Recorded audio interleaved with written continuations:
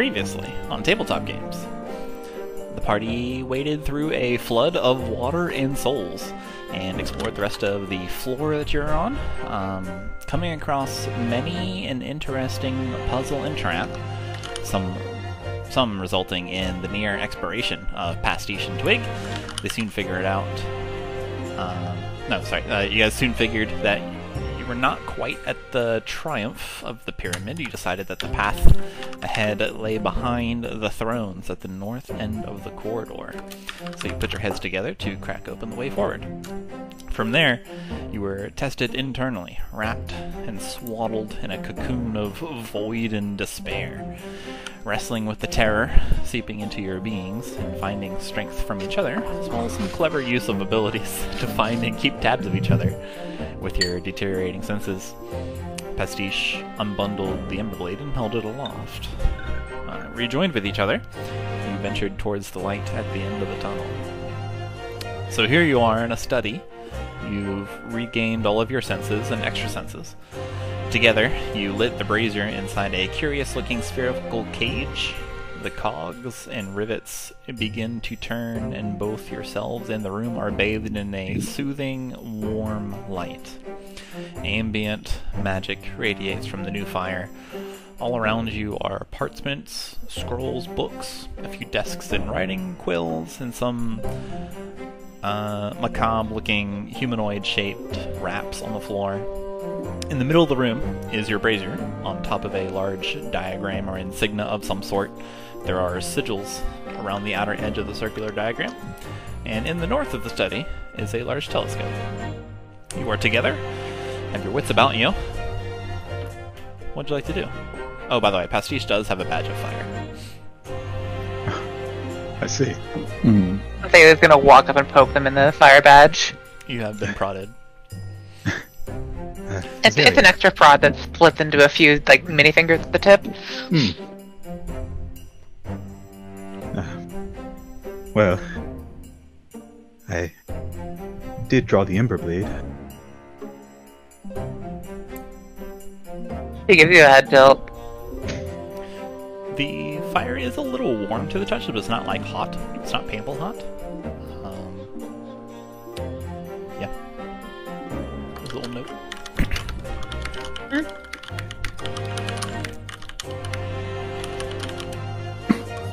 Pastiche just kind of looks around. Is everything alright? Should be asking you that question. Do you feel any different? I've been better, but nothing is... Pastiche kind of looks down at the fire. Nothing is immediately wrong. Any lingering desire to consume souls?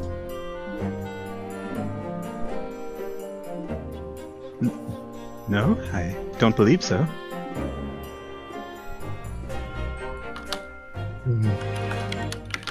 Good enough for me? Well, just let us know if or when that comes up, I guess. I suppose. Of course. I would never leave you in the dark. I don't think you physically can. Not with me around, at least. But it seems that he is dealing with the same thing that I dealt with when I was holding the Emberblade, so I think it'll be alright, at least for right now.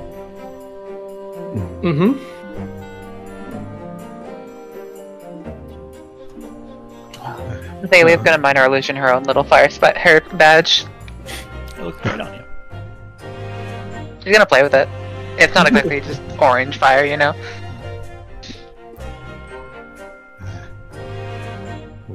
We've got what we came for. Now what? Well, I suppose our next option is trying to figure out how to leave. there might be some things worth learning in this room. Couldn't hurt to take a look around. Seems like some sort of study. This one with no wailing spirits trying to kill us. As long as we find no more booby traps. Just be careful what you touch, I suppose. Look with your eyes, not your hands, as they say. Alien immediately scrapes their eyes with hands.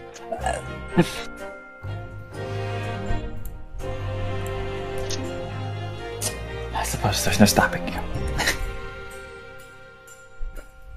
Well, as long as it doesn't kill them, that's the most important part.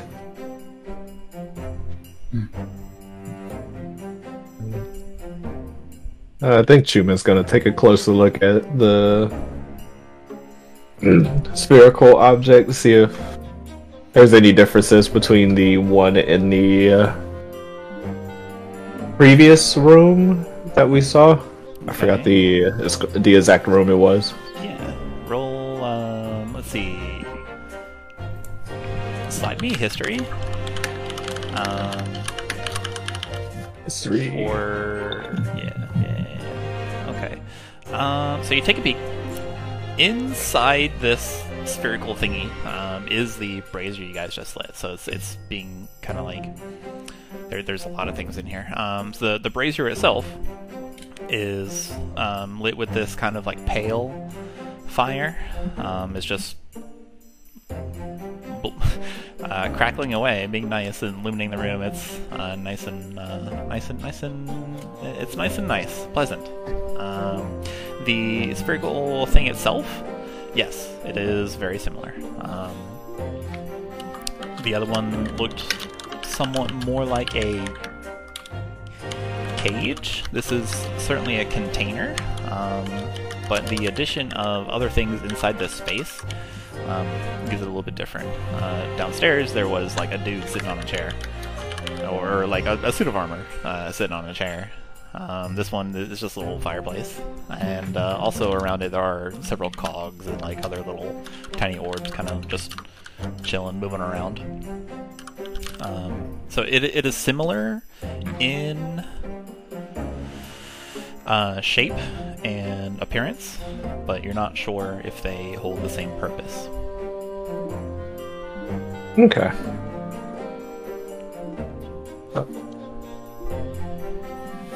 I think Chuman's gonna spend a little bit of time kind of looking a little closer at the brazier, just to see if there's anything that kind of stands out to him. Okay, sure. Perception. Perception. Nice. That's a big roll. I only roll high and low. Someone check his dice. I changed it last session. Alright. For a total of 25 on a natural 20, plus your gold d4 for Hunter's Intuition. So inside the brazier, there's just regular kind of like pitch and fire making things that are flammable. Around the edge, like the rim of this little brazier / cauldron kind of thing, very difficult to see because of the light that's right in front of you. As it flickers away and you're able to kind of like use your goggles in such a manner to block some of the light. You find an inscription where it is in common, and it's just kind of like tiny, and it looks like it's almost kind of like melted into the brazier. It reads, to save a life, you must first lose a part of yourself. And as it goes around, it looks like it repeats at first, but you notice that it alternates between to take a life, you must first lose a part of yourself, and it alternates in these two just around the rim. Okay.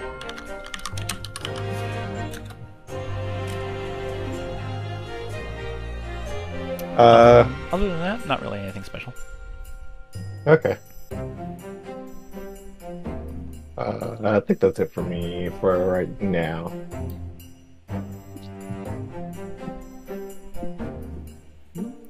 I think They're Twig gonna is look at. Sorry. No, you can go ahead. Twig is gonna approach this book and see if there's anything interesting in it. Well, it's a book. There. I love books. There rests a closed book. Looks like it has kind of a like a metal clasp on the right side, holding it closed. Next to it is a quill and some ink. It is next to a candle on a nice little round desk. The book is green, untitled. Twig is gonna glance down at it suspiciously and draw a bookmark. And he's gonna point it at the book and say, peruse. That's probably a good idea. There is a quiet little and the clasp magically kind of falls open, and the book opens. The cover opens, and you can now peruse this book. You get the sense of some kind of like tension, like some magical tension. Twig's just gonna glance down at the dagger and pat it a little as he sheaths it. And then he'll get to perusing. Okay. Let's see here. In this thing, it appears to be kind of a like somewhat of a journal or a diary. As you thumb through it while your companions are milling around the room, it's basically a lot of praise for God Emperor Wenceslas and lamentation that the current events are basically the worst case scenario, and it's outlining basically all the things that have gone wrong in a continent called Moonwatch, where like plagues kind of set around, plants dying, darkness encroaching on the territory and spreading out.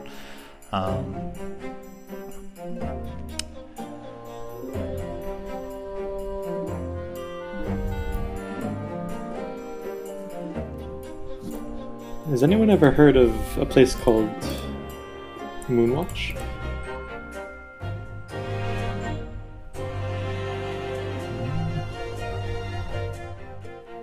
Can I see if I have? You can roll history. Sure. I think Chuman will do the same.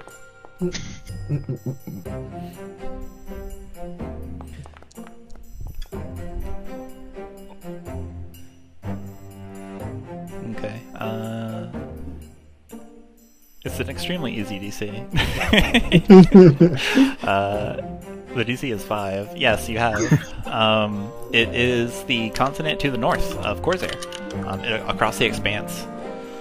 It is the place where the events of the Lost Mines of Skarn took place. The continent where friggin' oh my goodness, what did we name that campaign? Oh yeah, Sword of the Emberblade. It took place.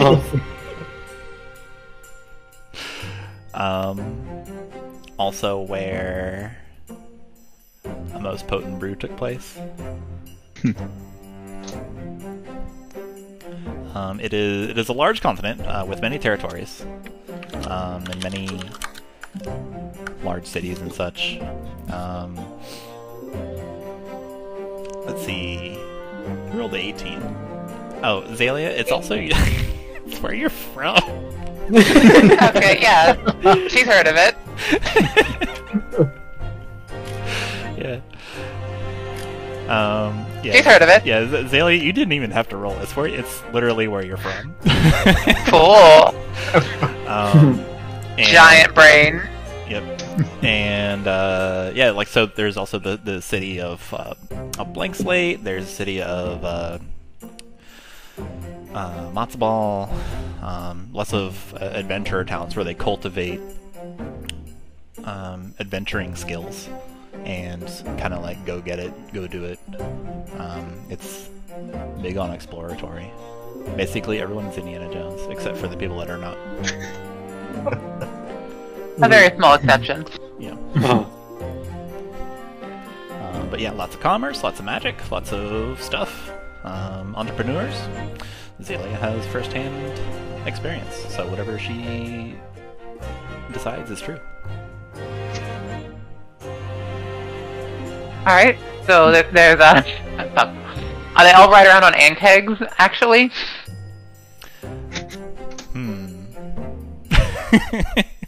I don't think everybody rides around on kegs. Why not? I think You give me power, then you take it away from me? they're indigenous to Khorzaire. Alright, yeah, you're fine. Yeah, they're fine.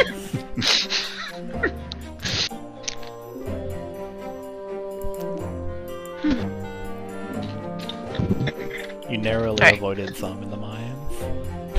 Hell yeah.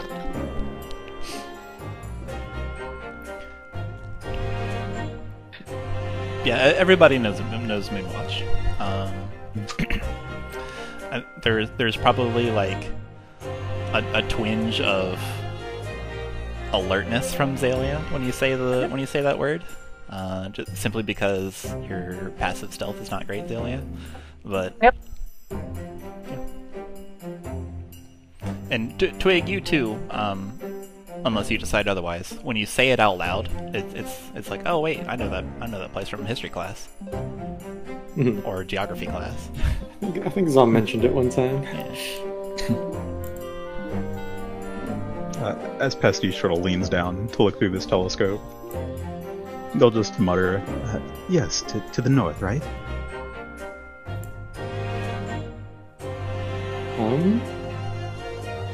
I think so. Twig has no idea. At least that's what it should be. Well, in any case, I hope they're doing all right.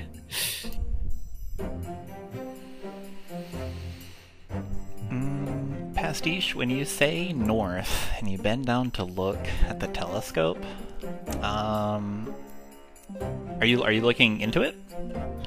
We're looking at it first. Okay. When you say north, the telescope kind of like ka-chunk, ka-chunk, ka-chunk on some gears and moves a little bit. Oh. The telescope itself is rather large. It's gold-plated, huge lenses. It's got telescopes everywhere. It's got like spyglasses on top of spyglasses on top of telescopes.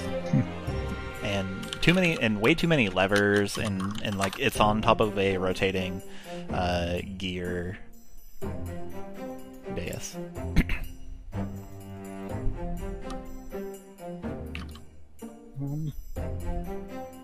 Okay, yeah, let's look through it. What's the worst that could happen? Well, okay. The worst that could happen is I need you to roll a nothing, because nothing happens. You look through, and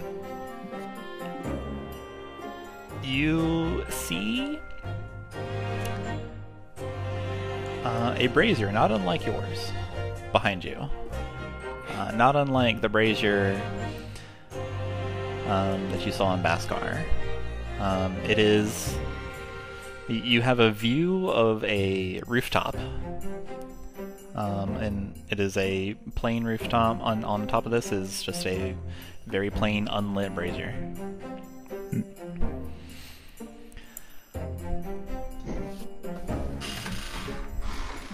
You wait for a moment.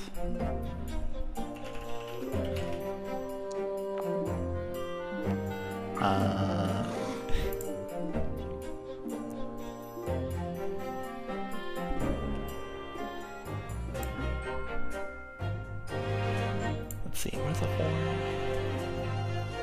Okay, you wait for a moment, nothing happens. Okay.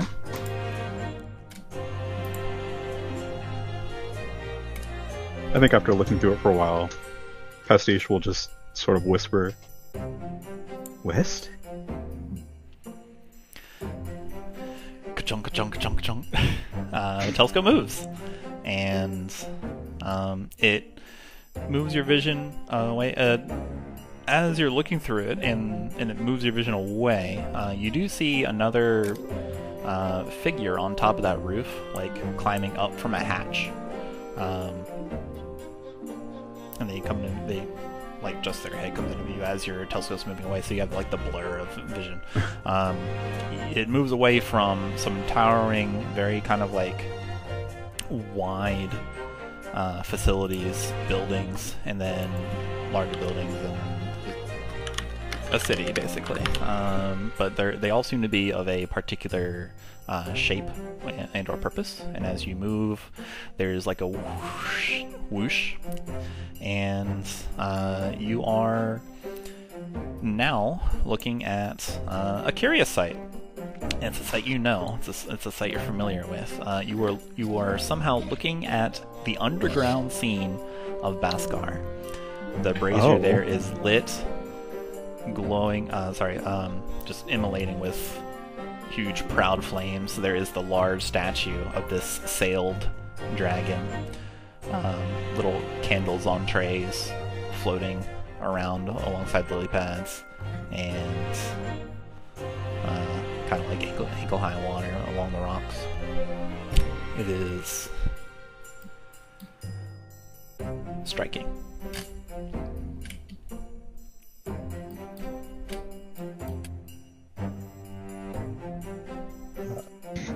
Pastiche is going to take a step back, look around the room to see what everyone else is doing.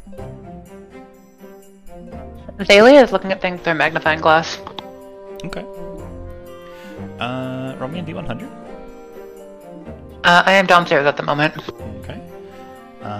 Let's see here. So you're looking around. You find plenty of things. There's nothing really that triggers your magnifying glass, except when you kind of like, out of curiosity, hold it over one of these vaguely humanoid-shaped wrapped thingies, and your magnifying glass kind of melts down, like the horns on top of it, like the three little points. They kind of like melt down into this rusted metallic color, and the texture changes to something kind of metallic. And that's interesting. But other than that, nothing really. Nothing changes how your magnifying glass behaves, but you're able to see things in greater detail. I'm gonna go look up at those wrapped things, wrapped humanoids. Okay. It is, yeah. It's basically a mummy kind of situation. They're wrapped in bandages, like just white cloth, and there's metallic bands or chains going around portions of them. She'll pull at some of the chains. Okay. Are you still downstairs? I'll be up like momentarily. Okay. Or I can roll it for you, but it might not have the same energy. I am now upstairs. Okay.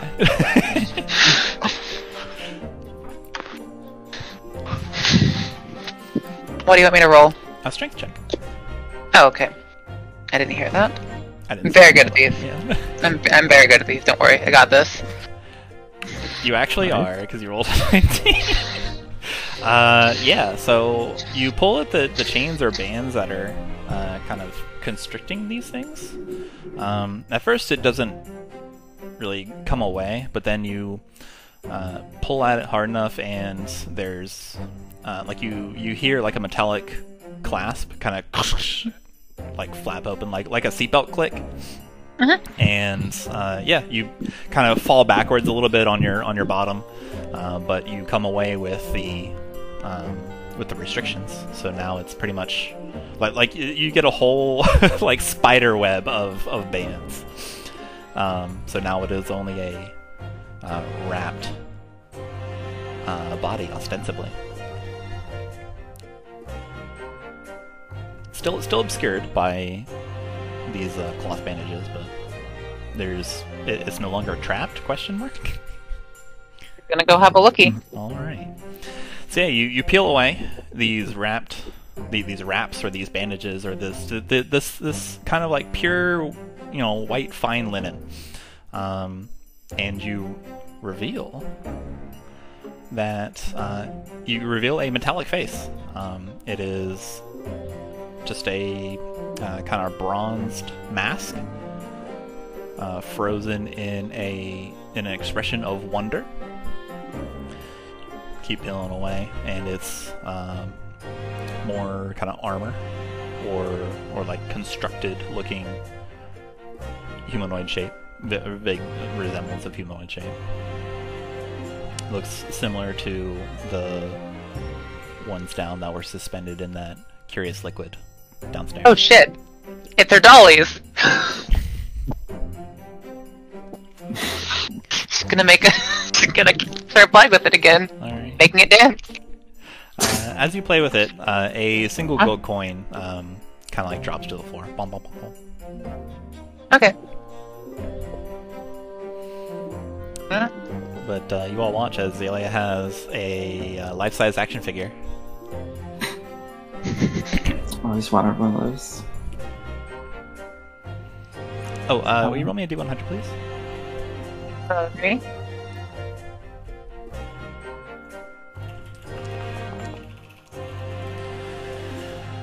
That's A solid 5, okay.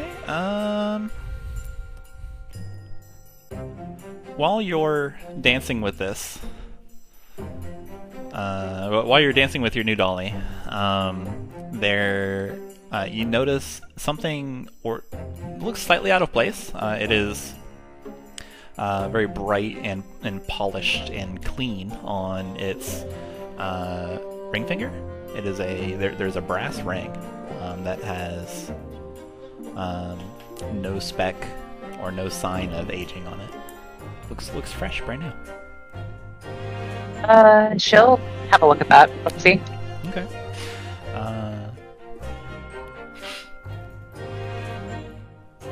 Yeah, regular brass ring. Looks ring fingerish. Nice. It's pretty, shiny. She'll walk up to Twig and offer the ring. Twig will inspect it for a moment and then accept it.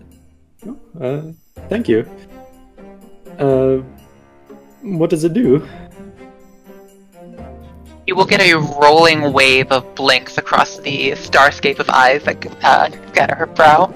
The starscape of eyes. I like that imagery.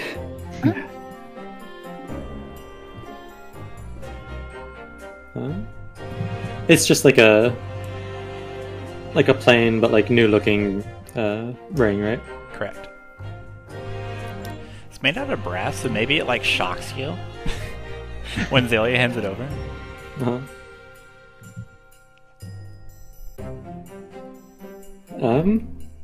Twig will shrug and put it on. Okay. You die. Okay.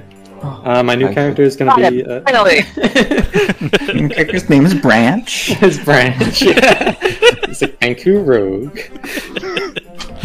Alright, everybody, I would like you to meet Branch. No, I'm just kidding. Nothing happens. The only thing that happens is you are now adorned with a brass ring. Nice. How does it look? How do I look? Twig will like hold his talon out.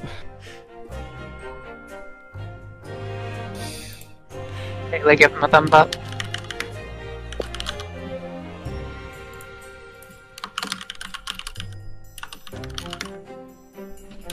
What is on this table in the south?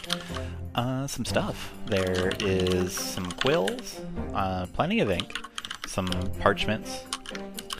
Go ahead and give me some kind of investigation check. Okay.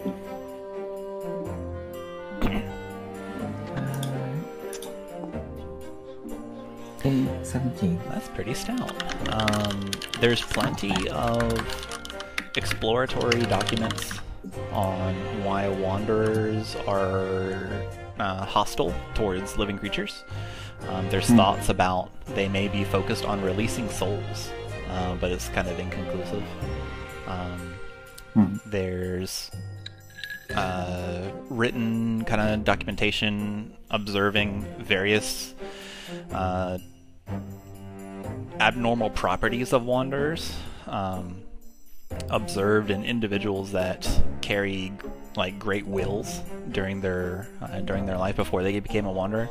The wanderer left behind on death retains skills and varying degrees of sense, but they seem to never be able to, or they seem to, heretofore, as far as this catalog goes, they always have the new hatred of living when they become a wanderer. So there's a couple just observations. You also get a scroll. There appears to be an outline of some minor like creation magic on how to literally make stuff. You get a spell scroll of creation. Oh. It's a little beyond like your normal ability to cast, so it takes you maybe like 5 minutes to figure out and fudge out what it is. But yeah, I will give you a spell scroll for 5th level in just a moment. There's more stuff too. Like there's, let's see here.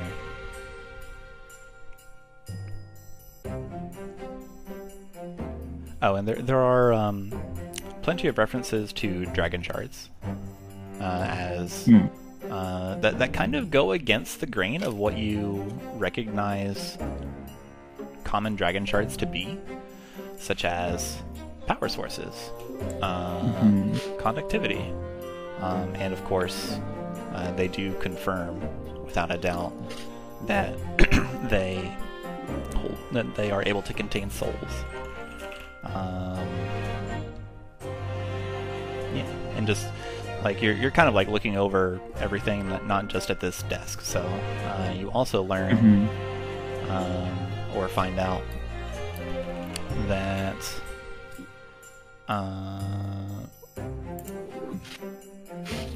I think there was mention of it downstairs, but there's kind of like a more professional description of when a soul is released from its mortal shell or coil, it goes into the nearest dragon shard. Sometime, and it's there's a long kind of like form or like there's like a long form dissertation over valid dragon shards of if the nearest one is not available. Or what the nearest one actually means, and like which direction, that kind of thing. Okay. The actual mechanics of it. Yeah, that takes like 10, 20, 30 minutes of you kind of like sifting through all these papers and scrolls and books.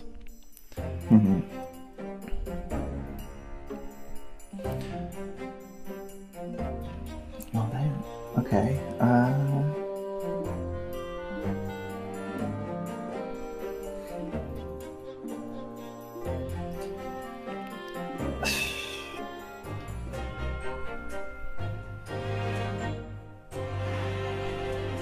Pastiche will pipe up and sort of address the room. When you all get a moment, this telescope might be of interest. How so? Well, why don't you take a look, Makayla? Shrugs, walks across the room. Okay, sure.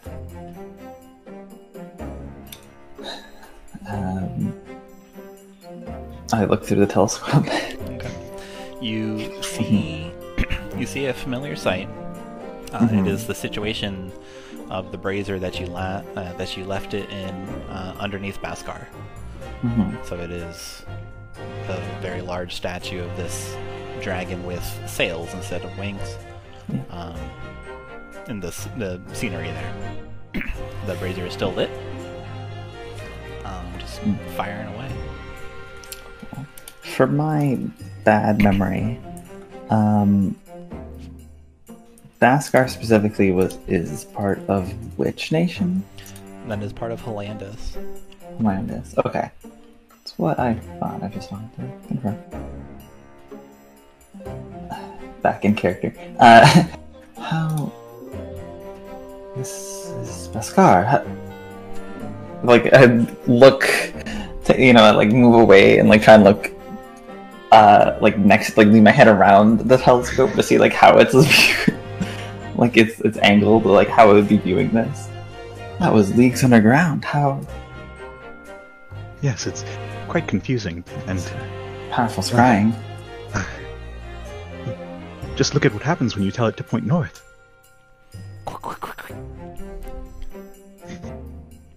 Looks again. You see an image of a roof. Just a quiet little roof.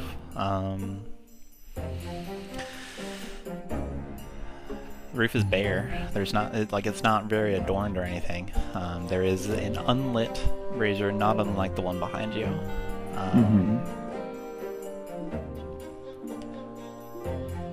I guess as you kind of like move into the view, like there's a couple flags that are blowing in the wind. Yeah. You see. What I see is... You see a small figure looking at the brazier. Kind of like thin light, and they stay there for maybe like 1 or 2 seconds as you see them there, and then they descend down like a little stairwell.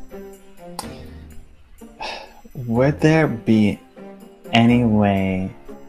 Actually, wait.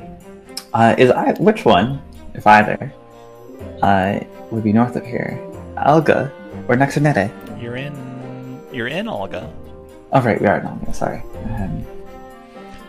The nations from left to right on the continent of Khorzaire. Durlusk would be right. Yeah, are Helandis, Durlusk, Olga, Expernete, and Illigoon. You're in Olga. Olga is the center of Khorzaire. Durlusk is slightly to the west, and Expernete is slightly to the east. Okay. And then... Sorry, which... So... And Illigoon is even further. Illigoon. Okay. And this is theoretically pointing north. And this brazier isn't lit, right? Correct. Okay.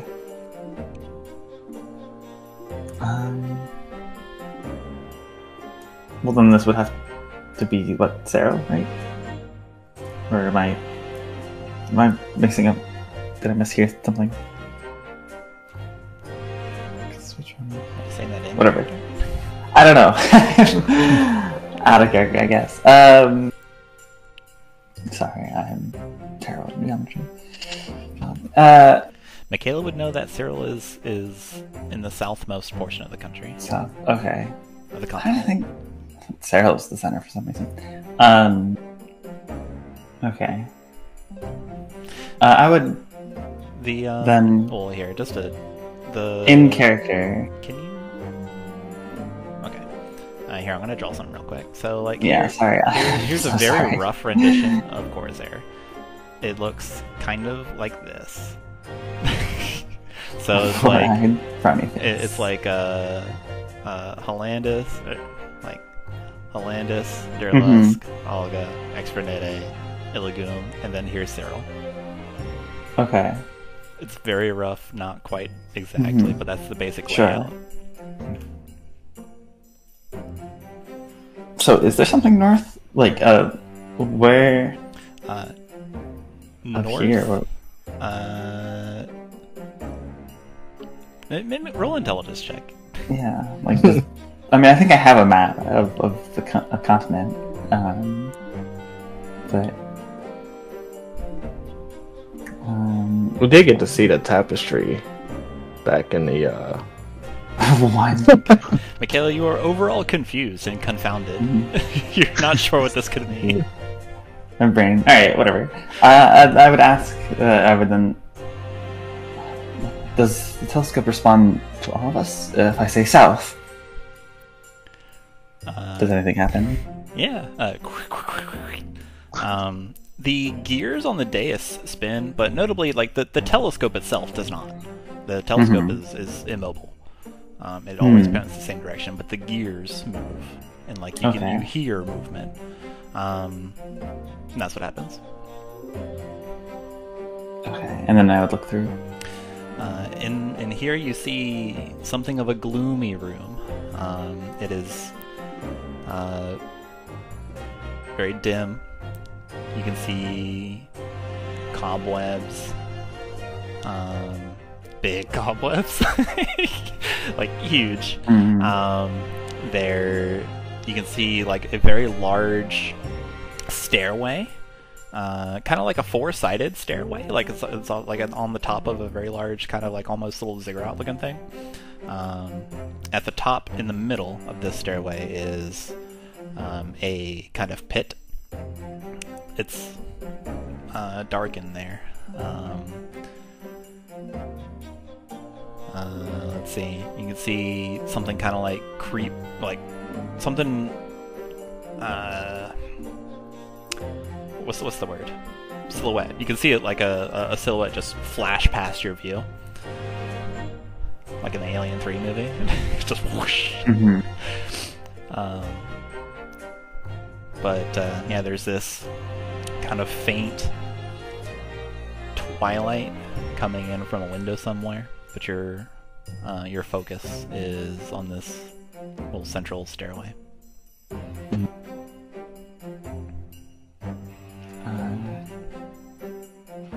then, for completion's sake, east. Okay. Looking through again. Or sorry. Looking through again, you can see a somewhat happier sight. You can see like an auditorium, like a very large theater, and perhaps as one of the centerpieces of this theater is a very large brazier. It is lit with this huge orange fire just blazing away. Curtains drawn on the theater. There doesn't seem to be anybody mulling about. But there's a huge, very long, deep seating, where many rows, countless rows of chairs are. It appears to be like an outdoor kind of theater. Are there any sort of flags or iconography or anything adorning this theater that would place it? Yeah, that'll be a perception, as you're kind of like, you don't have a lot of manipulation on this. 14, yeah. But that's enough. Yeah, you can identify the flag. I mean, everybody knows like the different flag representation of the different nations of Khorzaire. You can identify Illigoon flags. Illigoon is a figure. And this has the brazier is there, but not lit, right? The brazier in Illigoon is lit. Oh, it is lit. Okay. Okay. Good to know. I think while this is happening, Chuman is gonna kind of like peer through the window. Okay. See, because I assume there's light shining in from it, correct? There is. Yeah, it's a nice bright window. You look through, and there's the lovely Khorzian sky. It's a nice bright sunny day out. You can see the vast desert or savanna before you. Looks like some burrowing worms are migrating as they kind of dolphin through the sand. Chuman is just gonna say out loud, correct me if I'm wrong, but did we not go downwards into this room?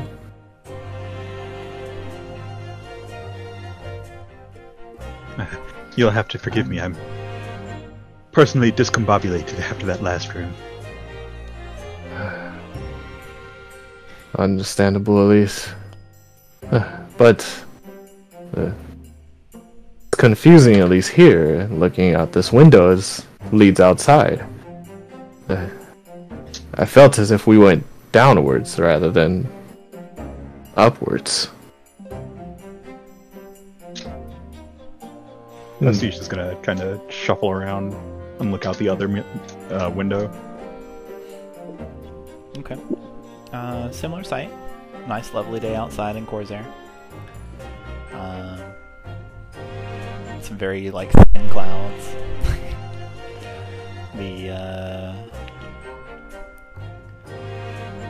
You can spot, like, kind of near you can spot, like, a little snake sidewinding through the sand.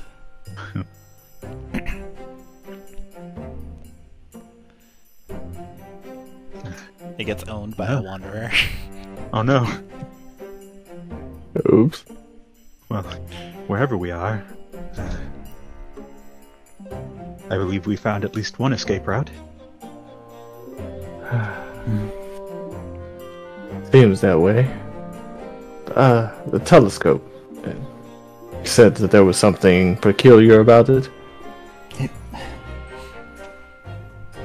It is a scrying device that, when prompted with the cardinal direction, shows us, well, the immediate location of the other cauldrons. Or at least 4 of them. This one included is 5. There, well, legends say of 6. I believe. This is not showing us.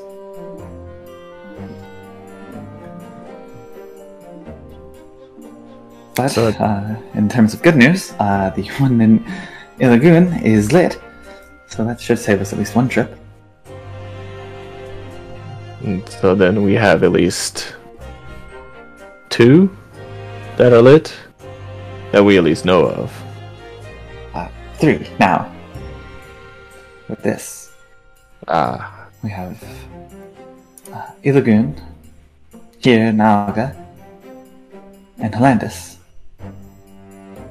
Since Helandis and Ilagoon are already lit, that supports the map that we found back in the ruins we found the blade in. That was, well, signifying which ones were lit and which ones weren't. Helandis and Ilagoon were, but Helga was not, till now, I suppose. So that leaves Durlusk, Nexomede, and Serra itself. I see. Though, actually, just for sake of being thorough, northwest, northeast, southwest, southeast. Makayla would just say that towards the machine, just to see if anything would happen. Yeah. Go. Oh, okay. It does take company. Or I would look through one, and if it's just like a direct cardinal, like I guess east was the last thing I said. It moves when you do when you speak northeast. Okay. I would look through it. Okay. In here is something perhaps not expected. This area looks like it has seen a bad day. Maybe like a hurricane came through in here. Everything is trashed, broken, disheveled. It looks like there are racks that hold some kind of material. They've all been knocked down, the material's been shredded. And everything's on fire, including the brazier. that you are that is the Oh. center of the attention. But like, not the good fire. It's some delicious fire. Mm. It is lit with pale flame. Oh, it is pale flame. Oh, okay. Wait.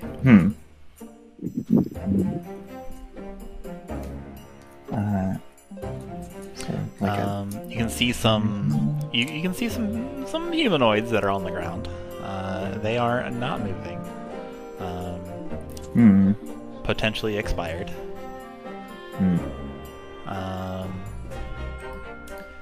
Then you can actually see one kind of like shiver, and then get up, and then just look hunched over at the flame for a moment. This humanoid, his jaw kind of like fully dropped, as if they're in awe.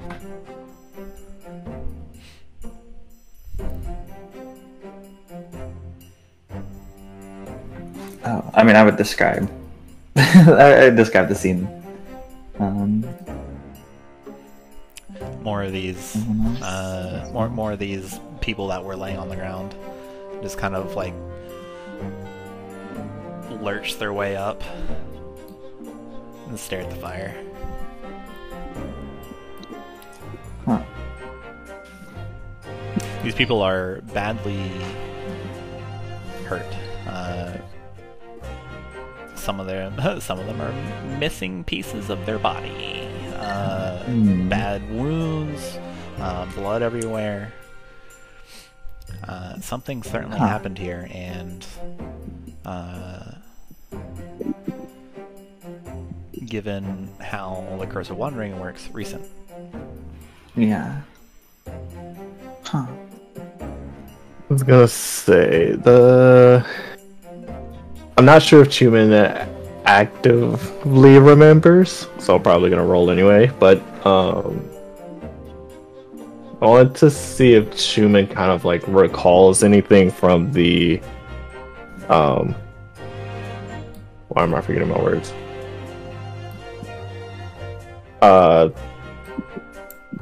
The kind of like foreshadowing that he was given with Queen Xalia. Let's see. That'll be a history check to try to recall that information. Be a little hard.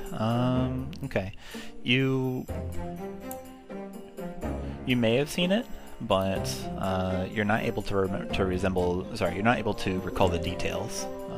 But it was definitely one of the events, but you're not able to see how this came to pass. Okay. Well, I guess it's part of the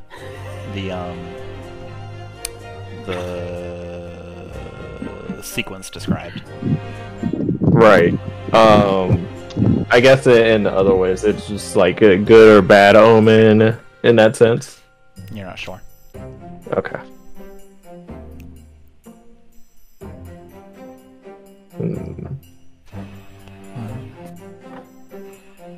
I guess that makes 4 of 6. But actually, though, it seems whoever lit that one, well,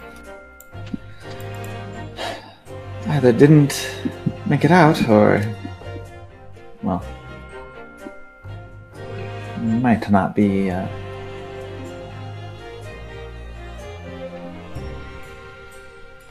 a mutable? Is that the word I'm looking for? And it might not be as sociable as us.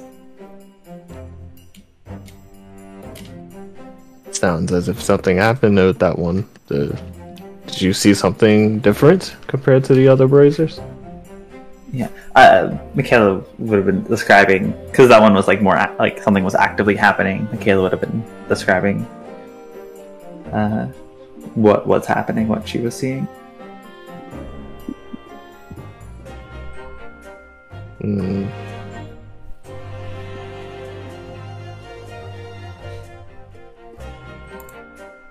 Well, I don't believe we have any reason to go there. Well, not anymore. But, Anything, hoping that we don't run into any similar situations on the other two. we'll see.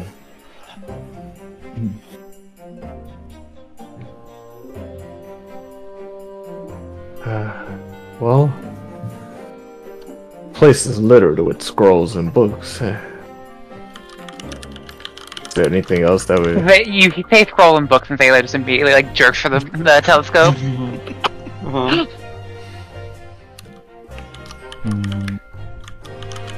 You suppose that there's anything else we could use? Information that would be helpful for the rest of our quest?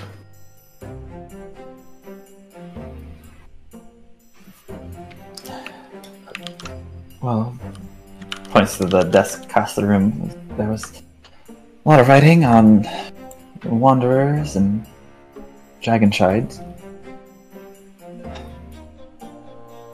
Over there.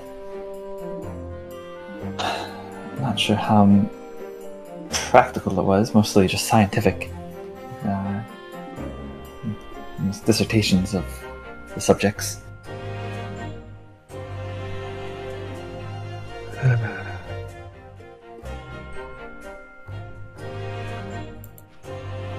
Anyone else find anything? Well, the only thing that I saw on the brazier was some small writing sketched into it. I think we've already came across it before, but it also said to save a life you must first take away a part of yourself. That is different than the one in... Xalia is going to do a, you know the taking a finger off? She's gonna minor illusion to literally pull a finger off, but still doing a sleight of hand to make it look like it's not there. I'm just gonna offer it to the thing. Roll a second. To the pressure. Alright. With advantage. Not that.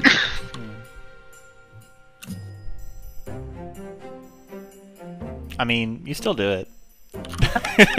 I just wanted to see. That'd be really funny. It's extremely convincing because you're using magic.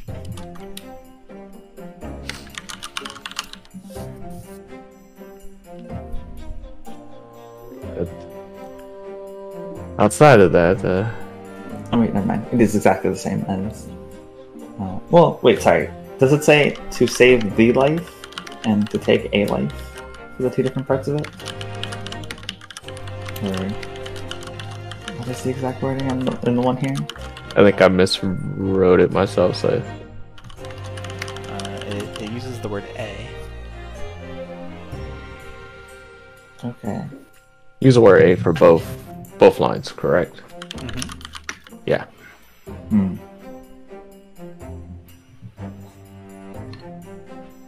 The one in Baskar was save the life. You must first is a part of yourself. Slight variation of the meaning, but for the most part it's still quite similar.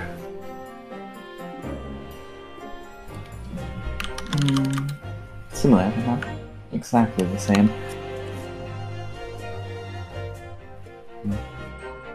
Outside of that, the windows out here seems as if it goes out. It at least shows outside. I'm not sure how, but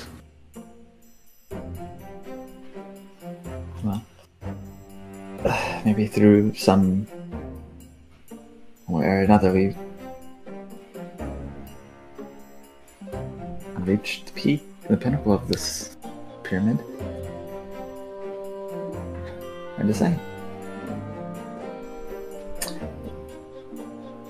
The scenes from the telescope, they were like twos. Makayla goes, looks through the telescope. Is it too zoomed out to see any those are like kind of zoomed out from the cauldrons themselves, right? Like it's more of like a establishing shot, so to speak, of the. Yeah, it's an establishing shot. Okay. Okay. There's no way to zoom in. There could be. There's a lot of knobs and tubes on this telescope. I don't know. I mean, Caleb probably wouldn't mess around too much. Okay, we're just looking to see if it's like would be possible to read if it was like close enough to the inscriptions, but I doubt it. No. Okay.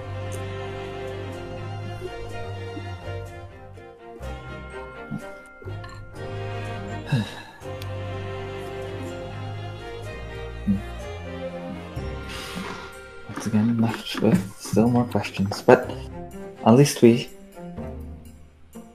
definitely now have achieved what we came here for.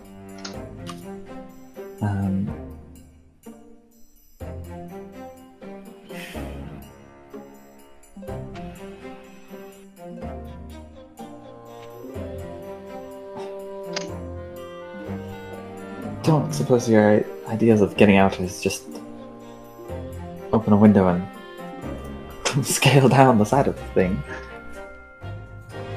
Well, Pastiche will approach the window and try to open it.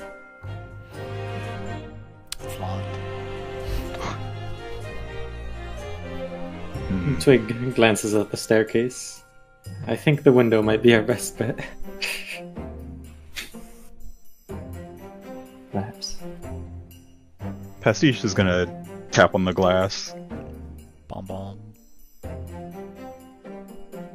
and then tap a little bit harder. Bomb bomb. Maybe knock on it a bit. Bomb bomb. Is everything okay over there, Pastiche? Yes, of course. I'm just testing. Ah.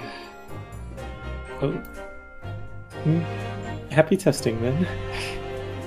I think in the meantime, Chuman's gonna walk over to this closed window. He's gonna open it just to look at and see what's anything different. You open it, like you draw the drapes, and you find that there is no window. It is a blank, kind of like sheet of stone and rock. Huh. I guess Chuman just shuffled down and looked through the one window that is open. Alright. Similar outside sight.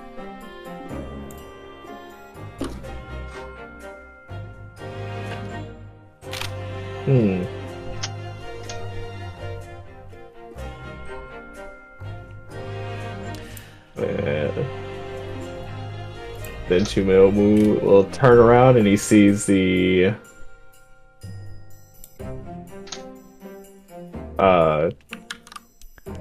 close the drapes on the other side near Pastiche, and he'll move over to open that.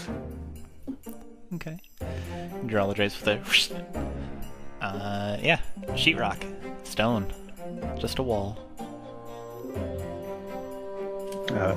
As Chuman passes, he'll notice Pastiche brandishing a large ladle as if it were a golf club.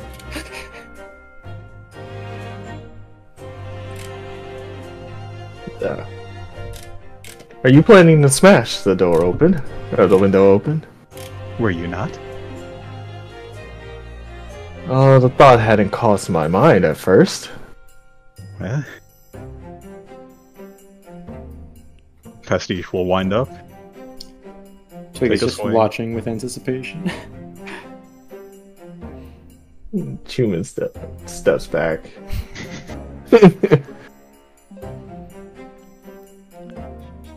Alright, make an attack roll. Window AC is 10. Let's go!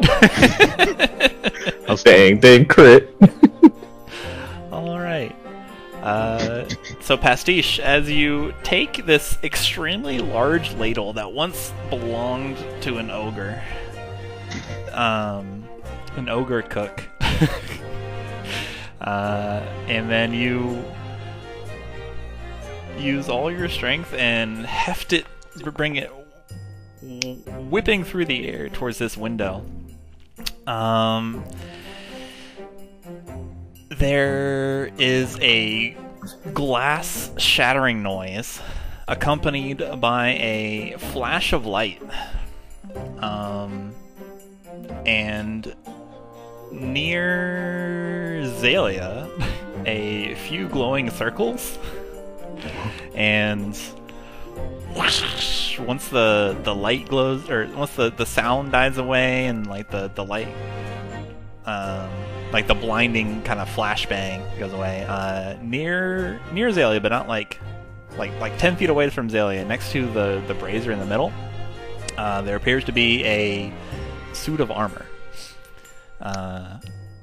Kneeling next to the brazier, they're wholly within this diagram on the floor, is armor of bronze, gold, and deep brown. It appears slender, with a few tubes running down, it's like running around its legs and its arms to give the impression of like muscles and sinew. The helmet is jackal-like in shape and angles, with like two tall pointed ears spiking straight up. There's a bit of steam and crackling electricity before it stands up to its nearly 8 feet, including the ear tips. It greets you with a slight digitized reverb in its voice. Salutations. And its head snaps towards Chuman, and its eyes flash. Pastiche, you did break this window, by the way. Okay, cool.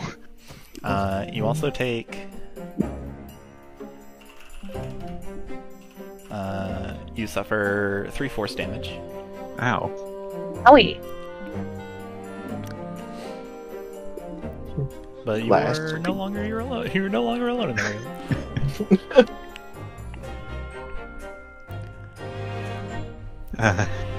Greetings. Pastiche will look to this machine, look to Chuman. You two know each other? Introduction. I can't say I have. I am the administrator. I catalog Khorzaire's nonfiction. It is pleasant to see Chuman once more while Chuman is alive. Disengaging formality. You hear like a descending mechanical noise. You can see them behave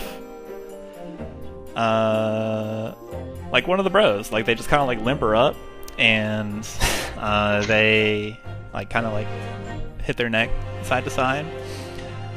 And then you just hear a regular voice, and no longer like it still has that slight like digitized reverb, but it's not so rigid and stiff, and it's just more along the lines of pronouncing the word ahem. Hello, I've upgraded the speech on my holo since we last worked together. Chuman turns to Pastiche. Can't say I have. I don't remember any of this, other than the last administrator that challenged us.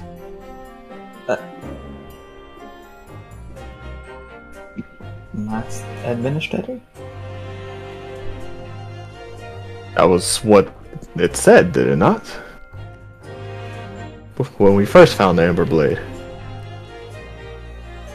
As far as I'm aware, there is only one administrator, and that is I. Just poking it. Oh, hello there. Greetings. Greetings to you. I am administrator. Now you can sense like there's like stuttering and hesitation. They're acting like a normal person instead of the original rigid machine-like entity that they began with. Xalia's trying to figure out how it's put together, how it functions, how it clicks. As you start putting your hands on this administrator, they kind of like yank their arm away and take a step back and like, oh, pardon me, can I help you? Please, I don't want to come apart at the seams. I'm very old. You are an administrator of... The administrator, Chuman. I must say that my sensors are frowny face that you don't remember me.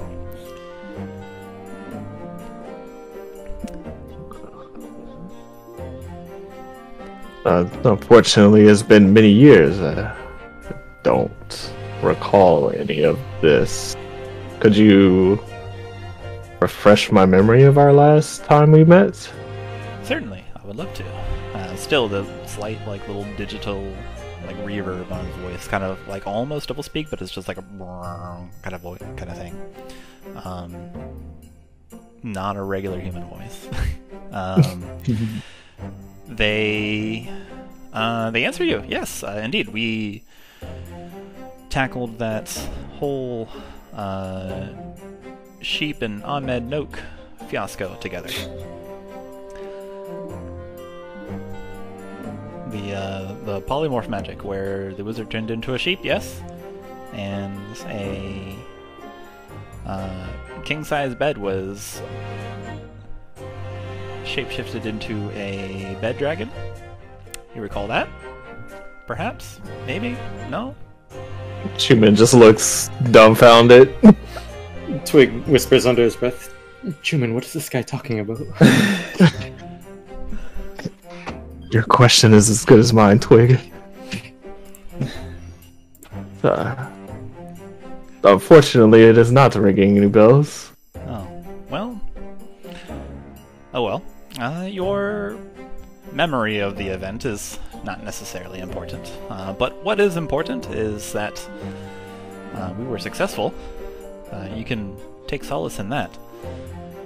Because once usurped, that polymorphed wizard's polymorph magic was dangerous if left unchecked. We definitely checked it. Might have been able to do some very dangerous things. I can only assume the reason you're here is because... Oh, no? It is your companion there. You know, there was a non-zero chance I would behold you wielding the Emberblade, Chuman. That chance was bolstered by the Talisman being under Tumla's care, after all. But looks like you have a different wielder. And it goes into this kind of mechanical cataloging, assessing current wielder of Emberblade. Administrator, or would you prefer Delacroix? Acknowledgement. Oh. Ahem. Sorry. No, I cast that name aside when I kind of flexes his arms above him that Xalia is maybe like hanging off of. She's not that close. She would have backed off underneath that back off. Okay. Kind of like holds its extremities. Very tall creature. Towering over all of you, I do believe. Holds his extremities out. There's little tubing, wiring, metal plates everywhere. No, when I moved to this form, I cast off that name. Administrator will suffice, please. Call me by my title. Or admin, if you prefer. A colloquialism.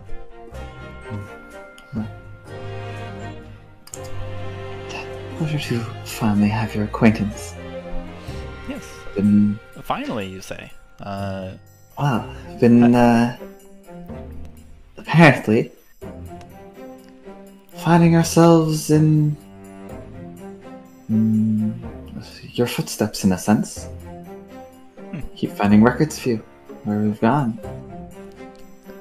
It does seem that you are doing more than just cataloging. Well, I do prefer some hands-on research.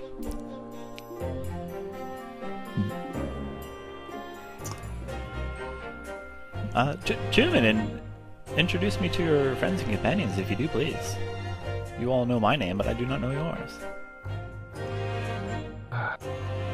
Well, the one you're now speaking to is Makayla. And the one that was next to you, poking, was Xalia.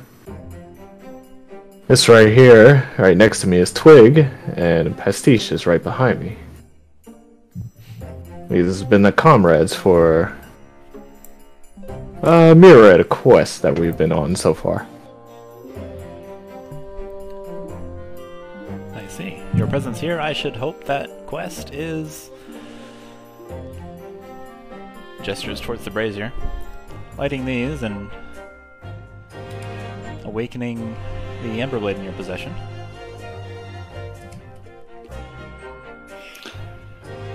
Would you intend to light the braziers? Yes. Though... The Emberblade part Pastiche shuffles a little bit closer to the window and clutches the Emberblade's sheath. I am detecting hesitation and suspicion. Allow me to clear things up. I am not your enemy. I am on your side, in fact. We wish for the same things, I do believe. And that is for this awful curse of wandering to end. It is curious that since you have found many of my ledgers that you appear to be cautious with me. I mean, that may be understandable. I'm powerful in my own right, but... Well, it's just... Perhaps I can explain a few things.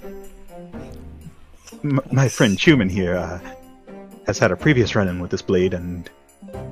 Well... if you have an explanation, I would be glad to hear it.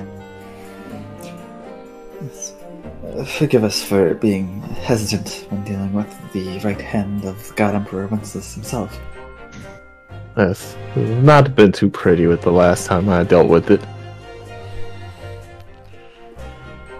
Well, can you tell me what happened?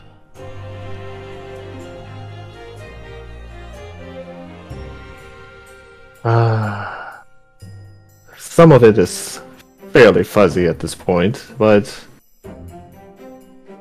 first time I grabbed it, went through many fights mentally. Heard a voice, but I do not remember it at this point. And at that point, Xalia is going to be requiring minor illusion videos of the recounting.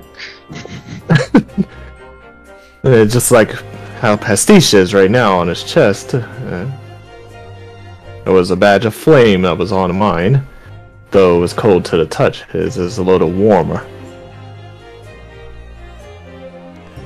And we got separated from me last time, and the appraiser that managed to do that, well, let's just say that if he managed to get away, we would have had a lot more issues than what we have now. You can see admin is looking at the movie that Xalia is putting on. Yes, I see. Well, that does not surprise me. The badge on your chest marks you as the wielder of Emberblade. And as far as everything else, I can only assume that it's a side effect of the Emberblade's current step. It is also very old, just like me. Slightly starving, and perhaps...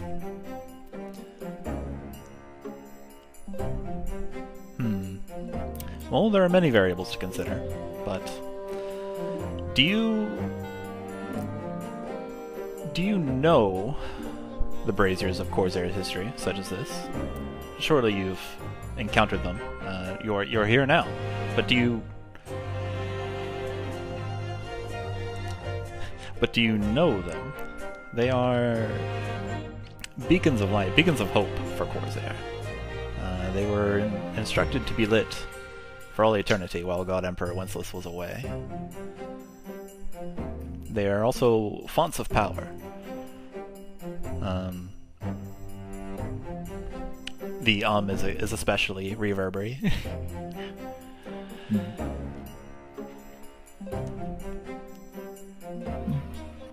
Similar to a bear awaking from hibernation, it requires sustenance. And stoking it with, stoking the flames of these braziers, or lighting it with them, is a way to rejuvenate it and cause less of a toll on the wielder's body. You see, there is a mighty power in there. Truly, the only reason we're able to accomplish anything on Khorzaire.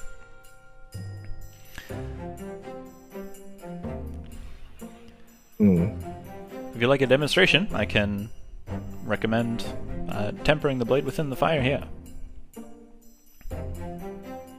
Might lighten the load on yourself. Pastiche will step forward. Draw the Ember Blade. Kind of look to Administrator. Just hold it in there. Aye. Give it a little rustle. And they'll hold the Ember Blade into the flame. Okay. The fire in the brazier billows out a bit, kind of grows upwards for a moment, gets brighter, larger, and that holds for about 10 seconds, and then it dies down. You feel pretty good by association, Pastiche. And as all of you are bathed in this warm light, this ambient magic kind of coalesces around you, all of you, and you also feel pretty good. You feel a little bit lighter on your feet, you feel a little bit more alert, more energetic. Makayla and Twig, you are no longer afflicted by deteriorated max HP, so you are back to full. And your Flame of Rebirth power that all of you have is slightly changed. After you have stoked the flame of this thing, and you have kept the fire in your heart lit, the first bullet point, you can also subtract instead of only add. Oh. Huh. The target still must be someone who has the Flame of Rebirth feature, but now you can go up or down. Huh.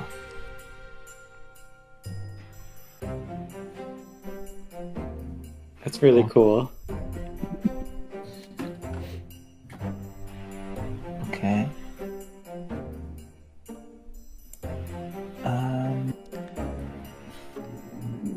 I see. So do we noticeably feel different when this is happening?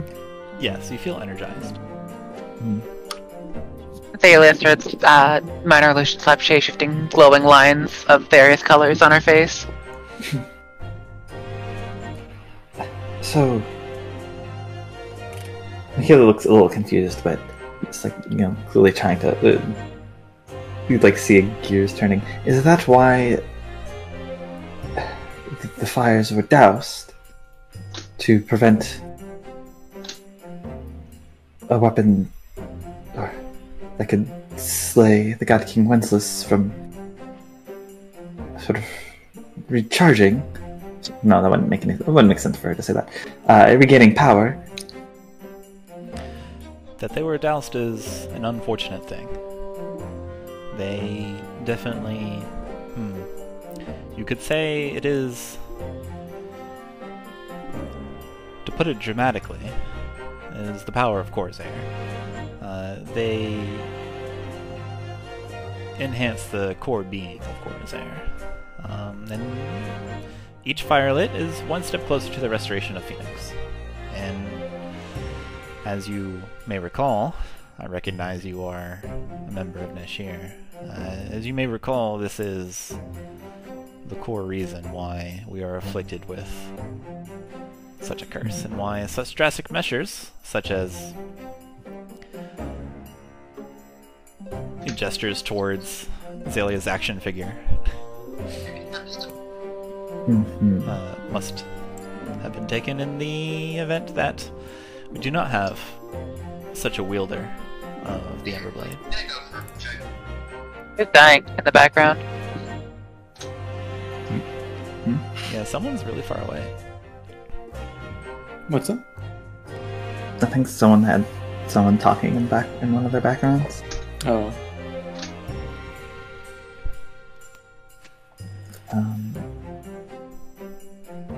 Lighting all of them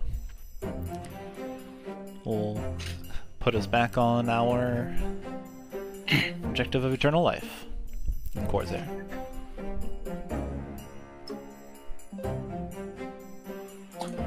With Your our Boeing. objective.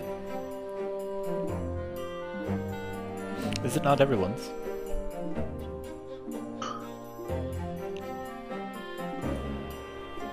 Not. Well, if you know the Nazir, you would know that death is an essential part of life. What or who doused these flames? It's 1,000 or so years ago. Unfortunately, that was God Emperor Wenceslas himself. He perished those years ago upon his demise.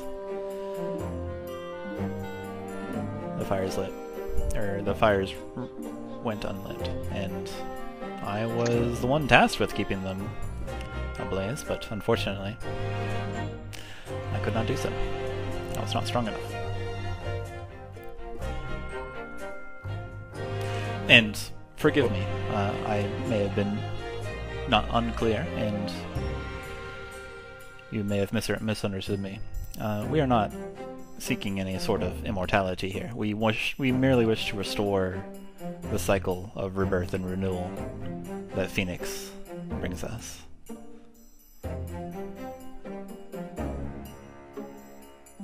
Perhaps... Pastiche, still just kind of holding the Emberblade in the brazier, Yeah, you're will look over and ask, marshmallows.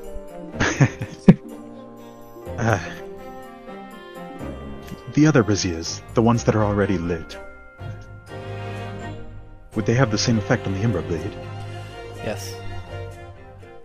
However, their power has gone to another. It is only effective towards the first person, or the first group that reignites them. That's why it's so important, you see.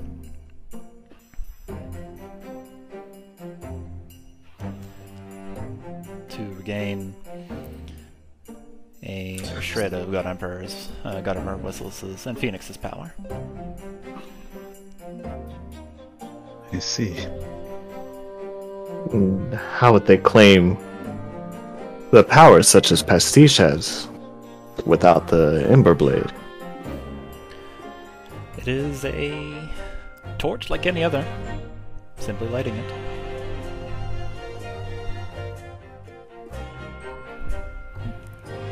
It's not quite ideal, and it does not have any fail-safe mechanisms, unfortunately, so that only the good and proper people that are assigned the task at hand can do it.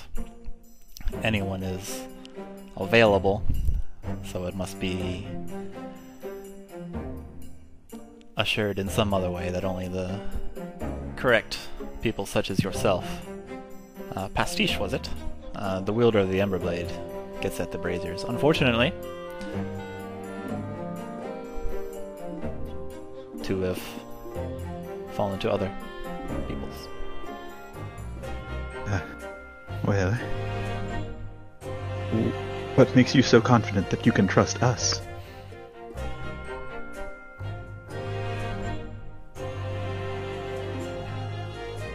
Considering.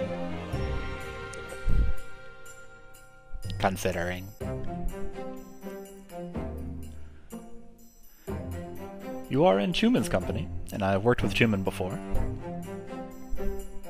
I suppose that is trust by association.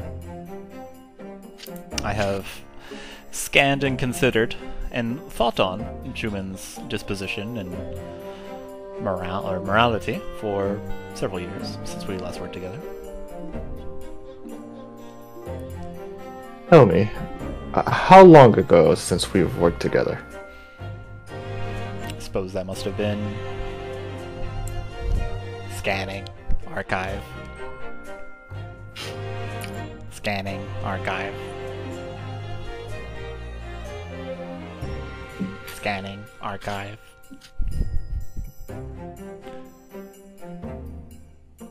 Seven years ago.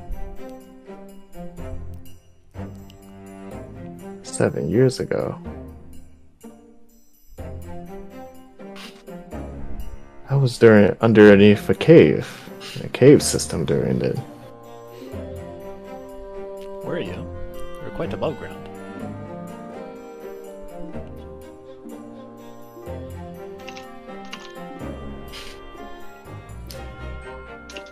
Chuman is kind of thinking to himself for a second now.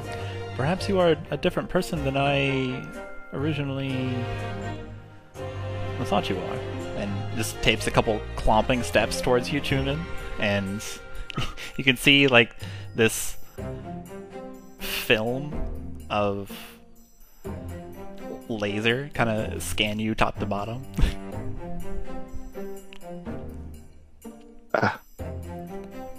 Manners? At least one. Let me know before you do something like that. Quite impressive.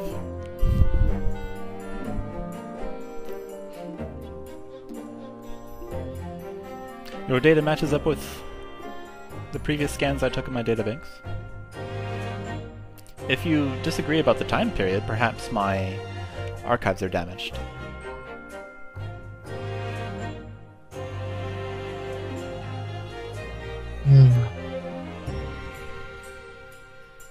Well, I have no way to prove it, so I will not say that they are damaged, but I will say I do not have any recollection of what you are claiming that I have been through.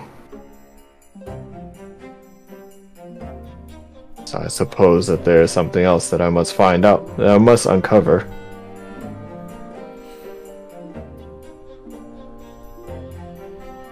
But anyway, you mentioned that King Wenceslas himself doused the flames before his own demise, correct? His demise doused them, yeah. English heart. Yeah.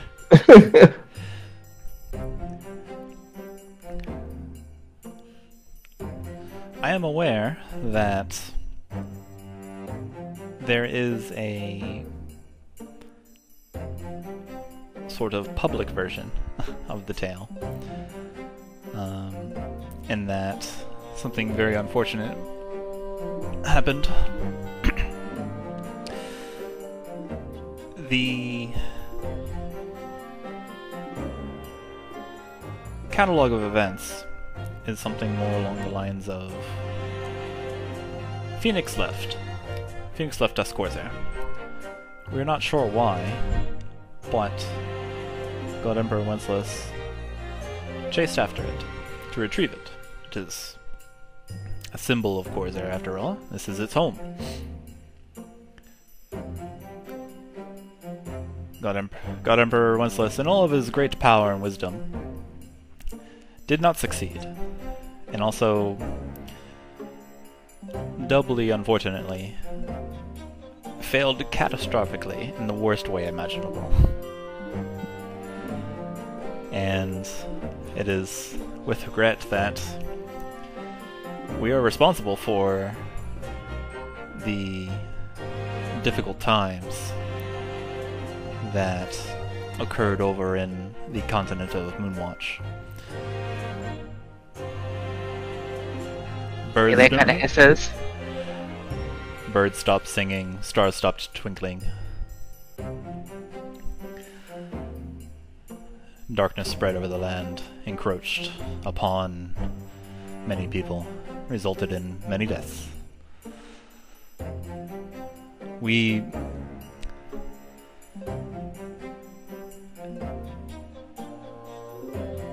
needed to get Phoenix back. So a difficult decision was made. And using our knowledge of dragon shards, we sought to contain it and bring it back in a particular shipping method. That part succeeded, but not without having further failed results on God Emperor Wenceslas.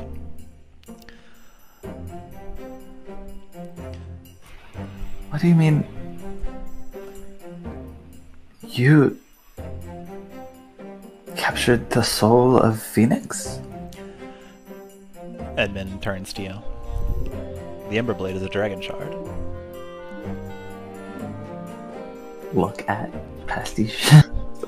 Or like look towards him. Say that again? If you've been following my catalog, I trust you know what that means. They make minor allusion to a very helpful diagram of a big cartoon phoenix with a big arrow pointing at the sword, and then an animate's going into the sword.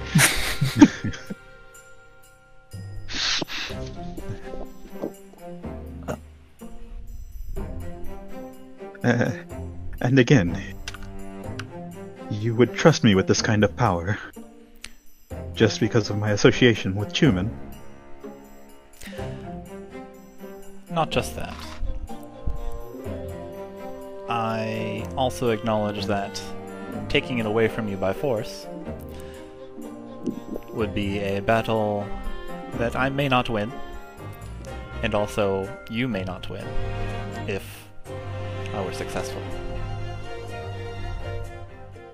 So I must trust you. Besides, scanning.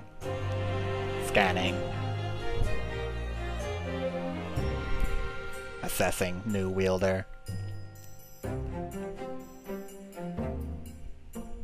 I see.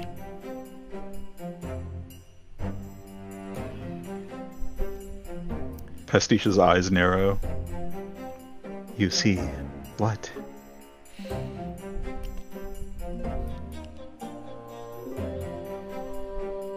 I see that you had the opportunity to join Ula's deception, but you chose not to. That's altruistic in itself. You're on the correct side, as far as I'm aware. There's a bit of residual signature on you, declaring as such. How do you know that?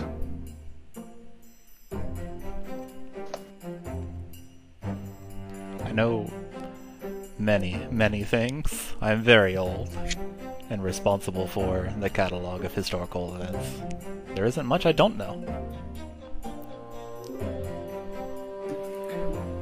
Then explain. We took the Emberblade from, I believe you called it the Herald, which effectively was your possession, correct? Correct, that was the shipping method described. And okay, if your goal was to bring back the Phoenix, why not release it from the The Phoenix is as I described earlier, starved, without power. Stoking it in the fires of the King's Feast would replenish it. Then, after we light them all, as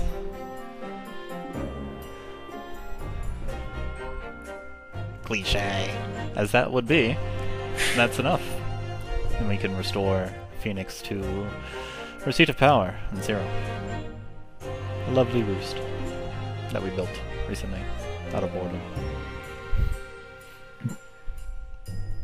Recently? It was a joke. So, the Ember Blade was at my empire.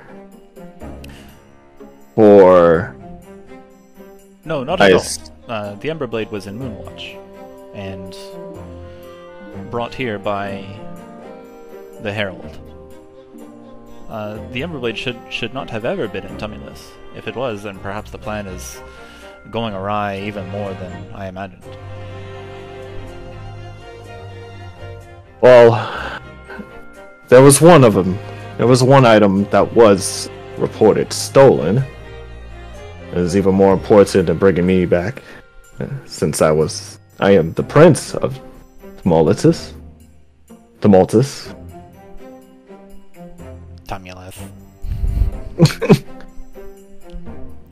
I can only assume that it would be something as important as the Ember Blade. The information regarding the Phoenix is hushed around the Empire. Chuman, I will ask for your forgiveness. The item that was purloined from your vaults was the talisman.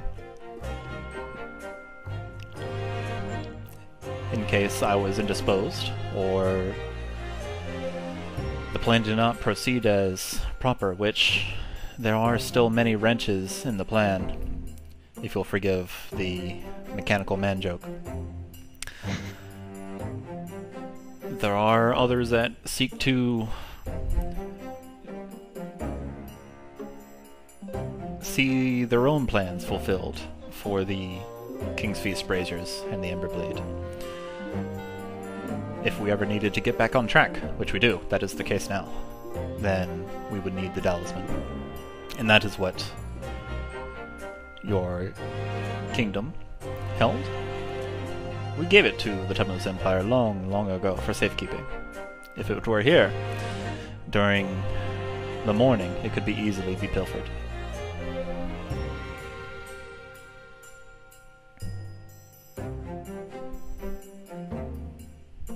I see.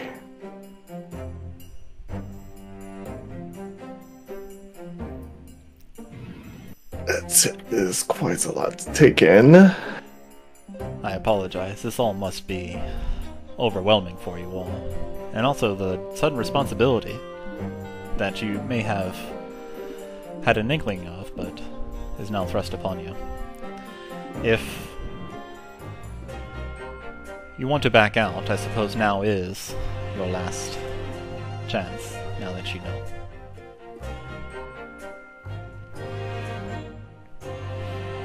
The gravity of all of the souls on Khorzaire rest on your shoulders. You won't be alone, you'll have help, such as myself.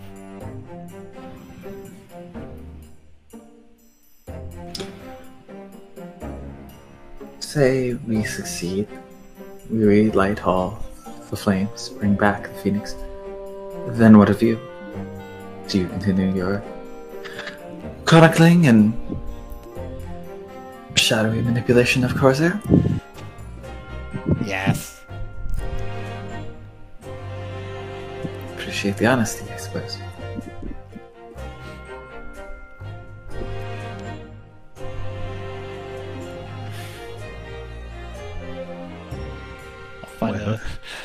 I'll find a nice, cozy library and go back to my old job.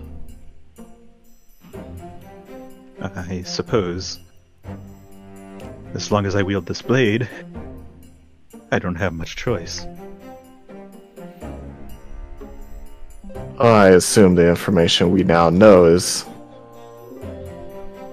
the reason why it is our last chance to back out. I assume we can't. You can't allow commoners to know about this.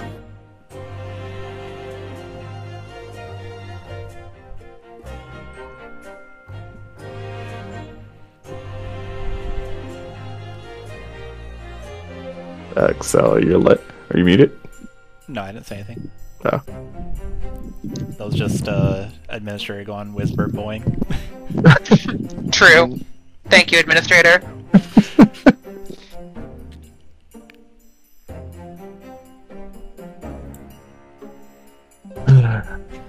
Well, what do the rest of you think? I plan to follow this path, wherever it leads. Though not for you, Administrator, and not for your... do not share your goals. Alias shrugs and minor illusions a pair of, like, fire wings, like, complementing the motion. Yes. Well, ultimately, the goal is to revive Phoenix. Your goals and mine are not of the same, but I will see it through.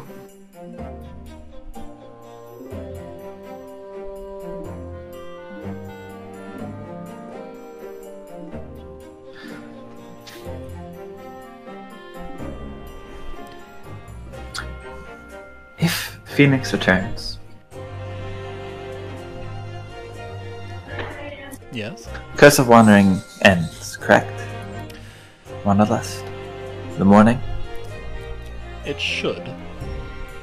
This is an unprecedented event, and the result of catastrophe after catastrophe of planning. I do not have 100% certain probability.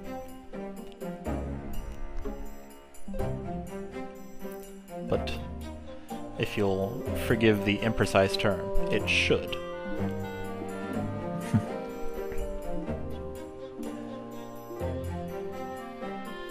And if it doesn't? Well, you'll forgive me for my upcoming rudeness. If it does not, then perhaps you have yourselves to blame, because you have the power. Gestures towards the Emberblade. You describe it. It seems our failure is not any worse than if we hadn't tried at all.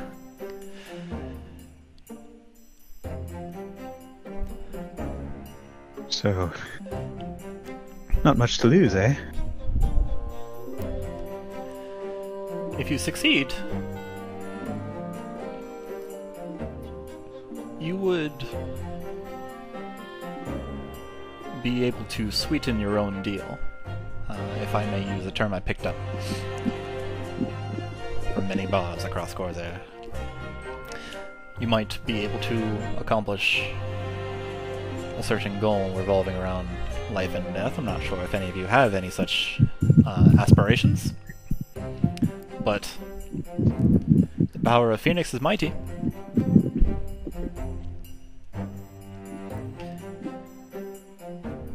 I am aware each of you have your own convictions. However, other convictions are already in motion. If you choose not to, or if you fail, then we may not be quick enough to prevent others succeeding. Others that have their own nefarious and devious plots.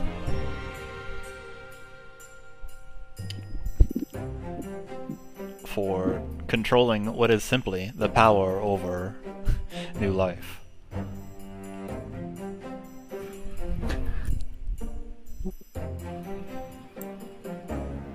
Very simple indeed.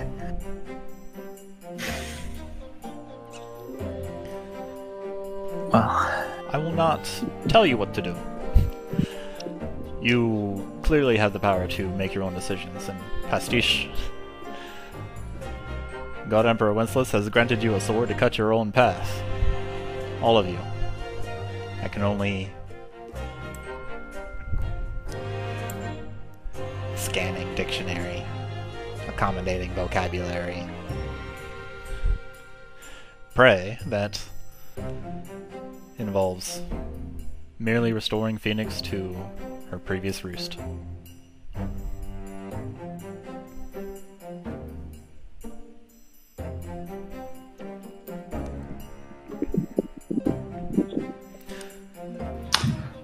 there's still one thing that doesn't quite make sense to me. What is that? I will help you in any way I can. You said the Phoenix left Khorzaire, Correct. and that is why God Emperor chased after it to the other continent.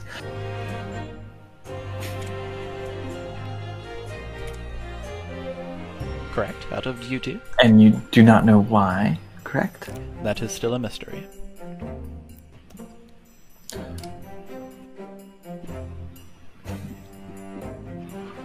What is happens? the thing? Actually, wait, no, he doesn't say that is still a mystery. He says it in, like, the super mecha mystery. That's the only thing he says. Retcon. Mystery. He casts Gift of Gab real quick. Sure. Mystery. So, what happens if it chooses to leave again?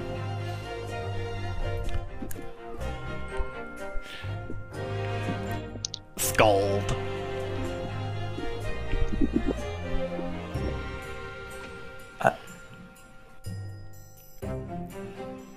Retrieve. Excuse me? So then you would put us in charge of retrieving? If you were available, if you were not busy, perhaps. The whole thing repeats itself again.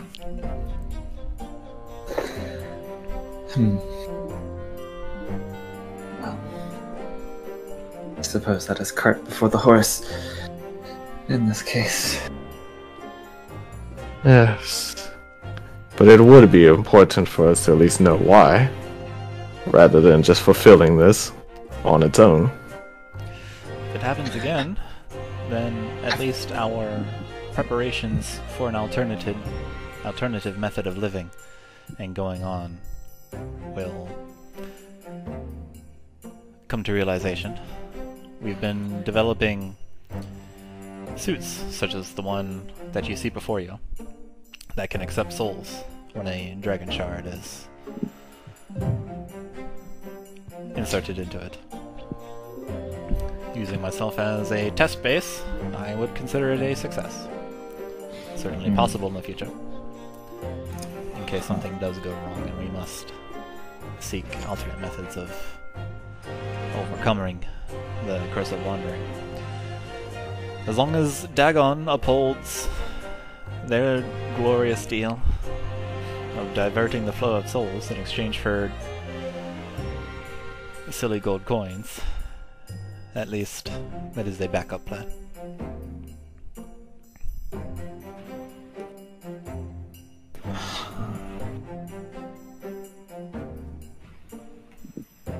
Sorry. Do you mean to say that you have made arrangements with a literal god? Yes. Serving one tends to put you in... well, serving two tends to put you in contact with others. I see. Well...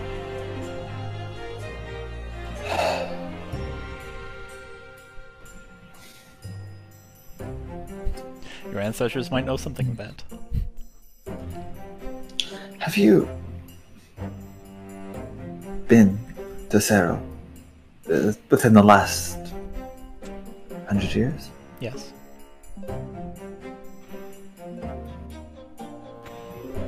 It is still devastated by the morning. Difficult to travel through. And I see. never... And danger is always a moment away. The horrors that were released upon God Emperor Wenceslas's demise.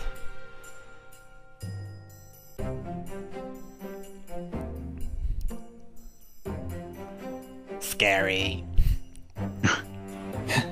For you. I suppose then that has some real weight then. If I'm to understand, the last two remaining braziers to be lit are in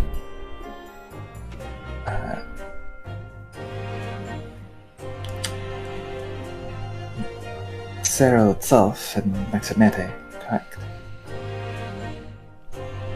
You see Administrator look around the room.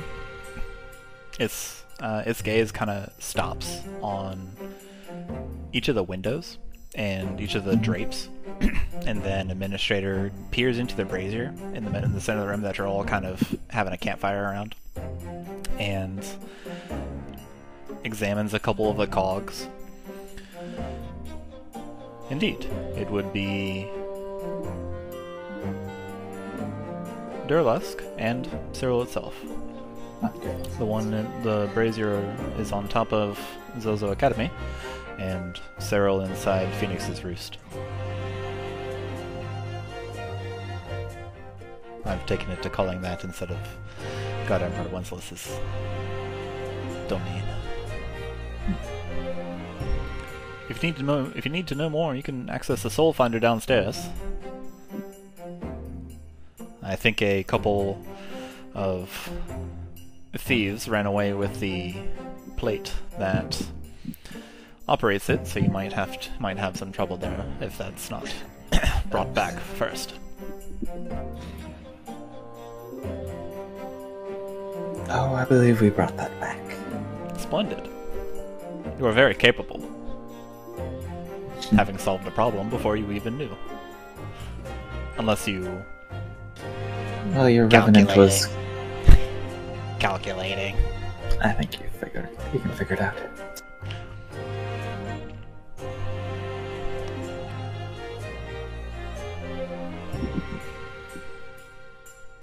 Your revenant was quite persistent.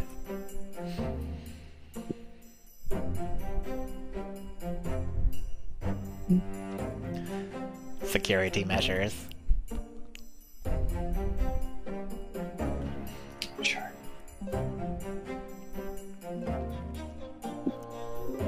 So, where did you say it was in Durlusk? That particular brazier. Mm-hmm. Normally that information would be locked in another chest, but I'll give it to you willingly. It is on the roof of Zozo Academy.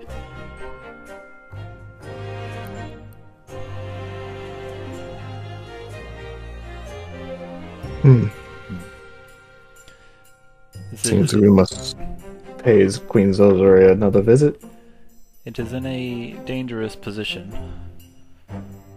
Now that I am aware of a couple... Sorry, it doesn't say a couple. Now that I am aware of other groups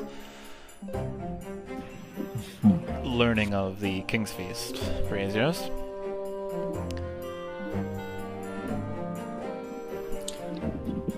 I believe they plan to make their move within a day or two. I am not strong enough to stop them. I am merely a librarian.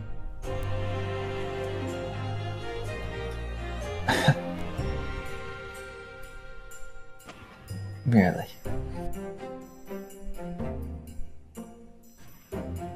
Well.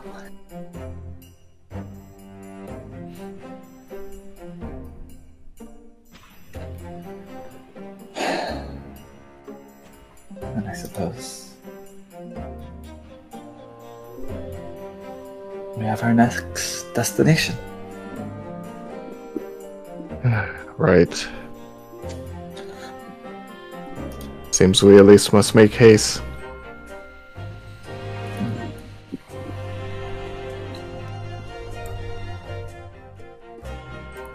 Pastiche will finally sheathe the Ember Blade again.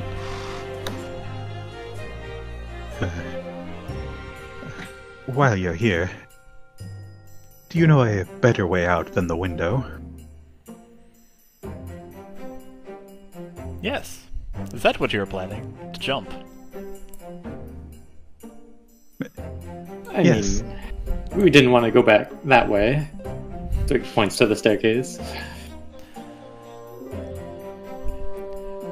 Administrator turns around towards where you're pointing. Ah! Uru's trial.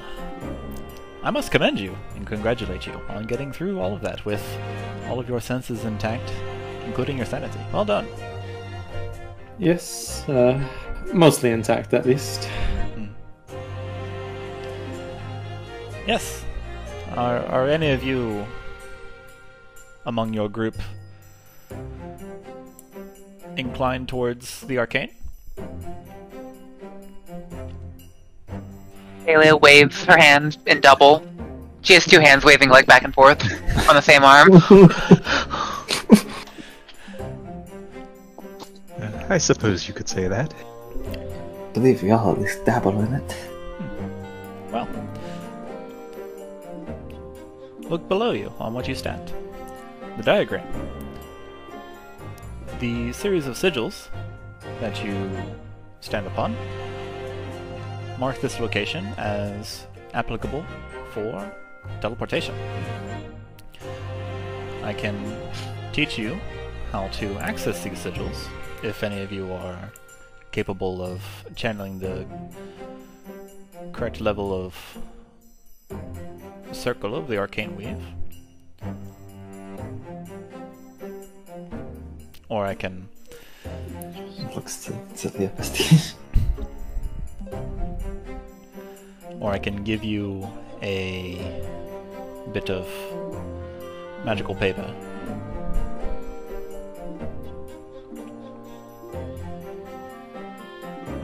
Well, teleportation does sound quite nice. Just out of curiosity, would this teleportation be one way? Would we be able to return if, for some reason, we needed to? If you are able to memorize these sigils, write them down perhaps, then this would be an access point. You could come here at any time in the future, as long as, of course, you are capable of manipulating the energies.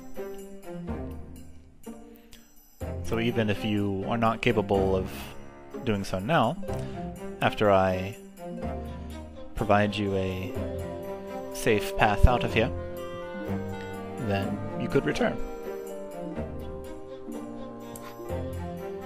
I see.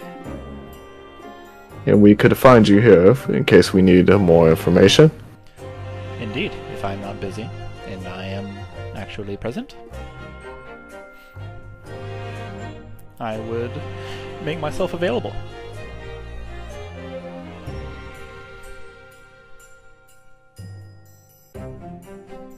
Chuman just looks over to Pastiche.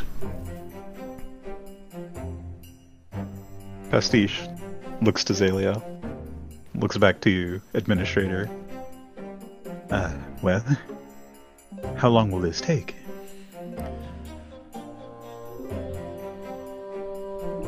It won't take me very long to move you out of here. No, to learn the spell. Scanning. Calculating. Measuring arcane ability.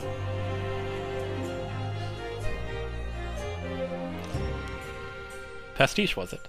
Perhaps one day you will be powerful enough to control these energies, but I do not sense the upper limit as being broken within you quite yet. Xalia walks up and waves. Scanning. Calculating. Measuring arcane abilities. Comparison.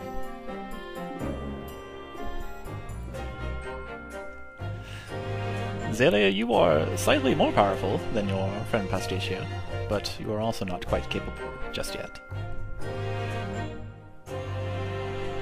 I look disappointed, but then also stick her tongue out of Pastiche. There are like 5 tongues in there. Tongues have tongue. You said you would give us some sort of scroll with the spell?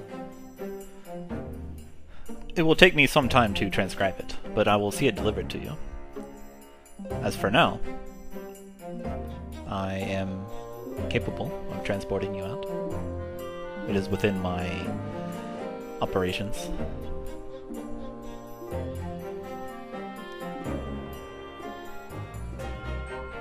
Well, I suppose that is our best choice as of right now. Unless we want the window that Pastiche had smashed. If you would like to go that direction, by all means. I will record it for posterity. I think the teleportation might be wise.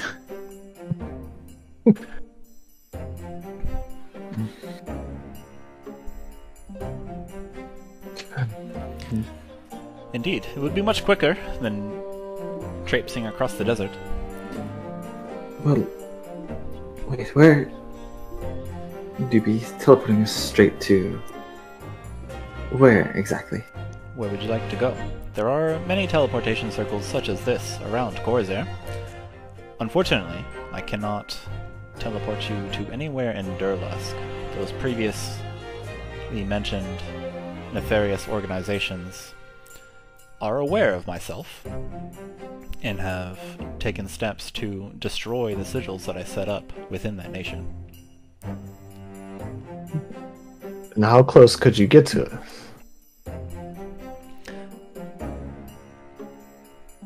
The closest teleportation circle that I am capable of sending you to is in Luxnox.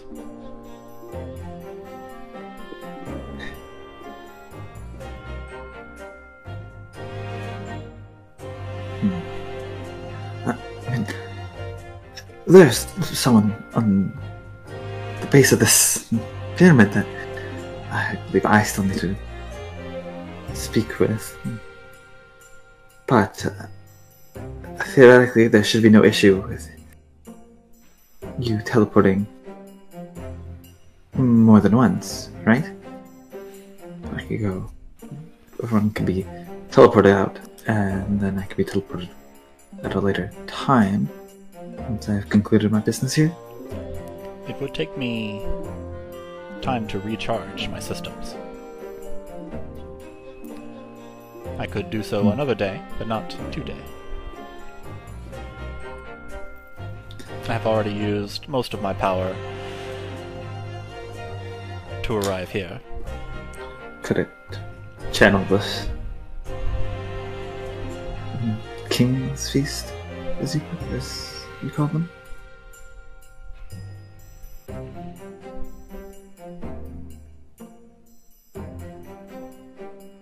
It just stares at you. Take that as a no.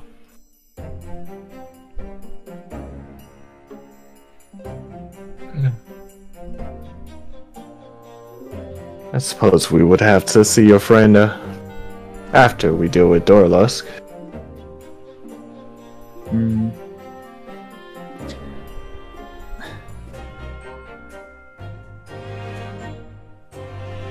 Is there any way any of you have some sort of messaging magics or wait? Waiting. Hold on. Waiting. Waiting. Could somebody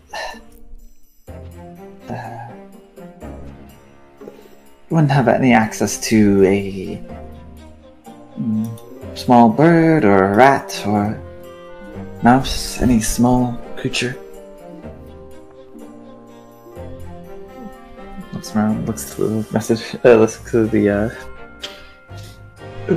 anything. I'm pretty sure Pastiche. Well,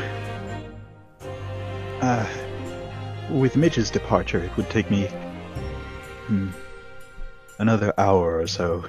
I don't believe Mitch would work for my purposes. I don't think my spell works on spirits. Has to be a natural beast. Out of context, or out of character, I'm trying to use. I would like to use Animal Messenger to send a message to. Find familiar if someone's a Fae type. Yeah. It does not work. It has to be beast. Find familiar is not a tiny beast. Well, I certainly don't walk around with rats in my pockets.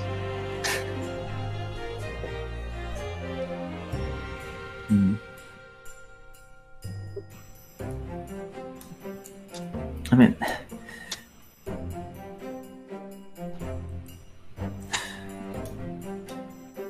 well, then perhaps I might just take the window and be back momentarily.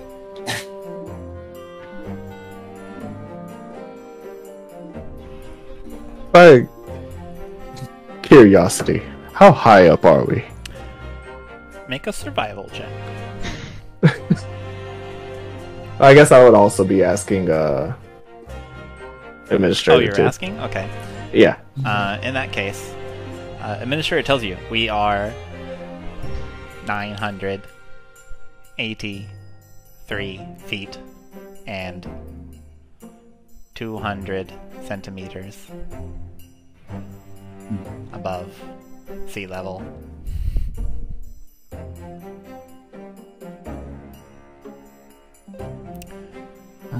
Chuman, you're real high up with the 28.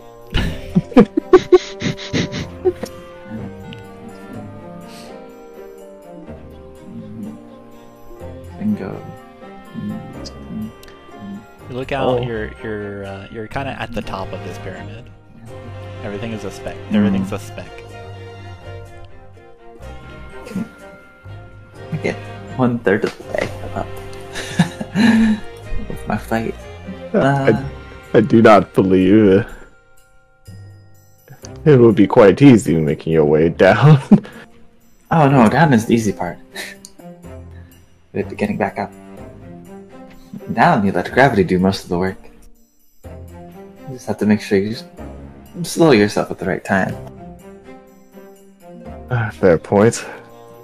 It sort of hovers a little bit in the air and then stops hovering. I forgot that you had a unique skill such as that.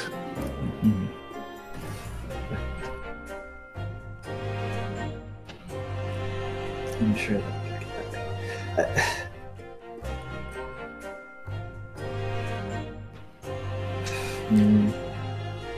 bomb.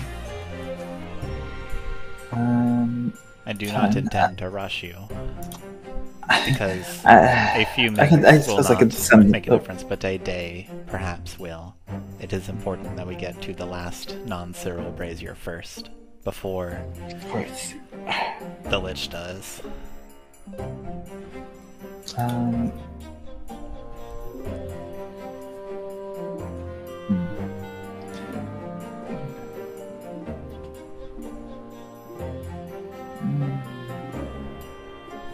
Well, Makayla?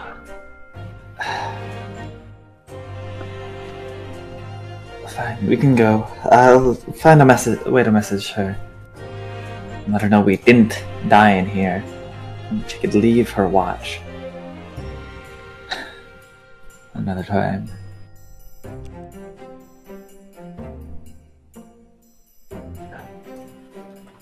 Then I suppose that, Administrator, you can prepare your teleportation.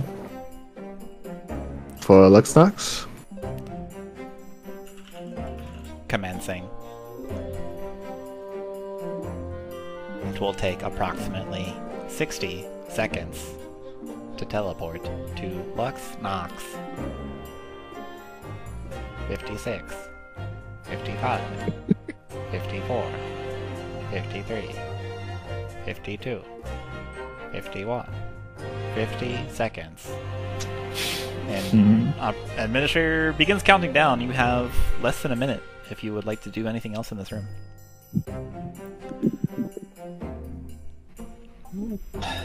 Twig's just gonna scan the room one last time, see if there's any loose objects, unread books, anything that looks interesting that he hasn't had a chance to take a look at yet. Perception. Perception. With your super cool gemstone dice that you found downstairs, a 13. Yeah, there is a gem actually, just like sitting in a bowl, like a little clay pot bowl thing, and it's like a little brown gem, so you're not even sure if it's a gem or just a rock. That like it suddenly sticks out. There are a couple closed books, a couple scrolls. You can see the sigils lighting up in sequence below you. 33, 32, 31. I think Twig would like surreptitiously pick up the gem. Please keep your hands and arms inside the teleportation circle. Alright, yeah. Sorry about that. Add brown gem to your inventory. It feels weighty. It's not a sensation that you really get on feel. Well, never mind. It feels dense. Like incredibly dense. It's kind of round, but not really round, you know? It looks like it's been pounded. But super dense. Feels like lead. But it's got that tingle of magic on it.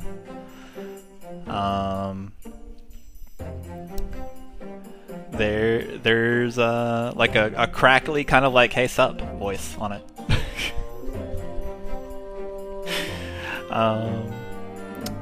Let's see.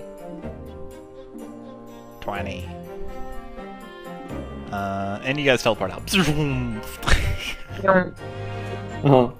Huh? Xalia? No, I was making the noise. Oh. Yep. Administrator. Performs some kind of mechanical thingy. He appears to be operating something with the sigils on the ground. They light up in sequence. They shine this bright light upwards, like spotlights. And you all are whisked away for a moment. And for a moment, you are not sure where you are. You're not sure what you are. You're not sure in how many pieces you are. You get the sensation of being many different places at once. Before, you are suddenly brought back to your sense with a little bit of nausea and no balance.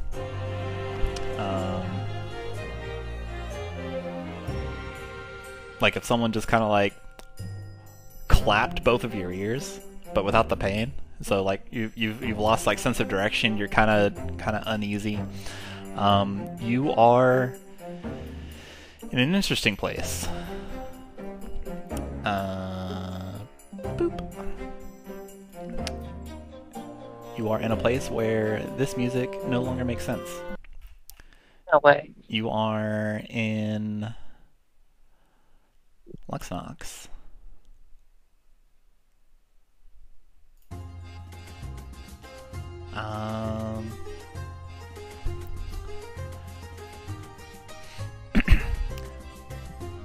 Let's see. And for you guys, roll a d20, all 5 of you.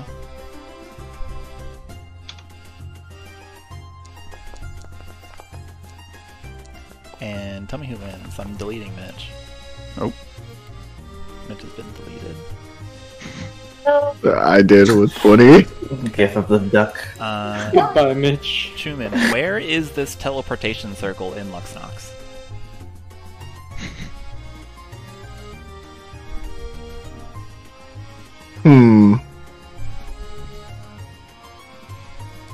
You have 20 seconds to decide before I decide.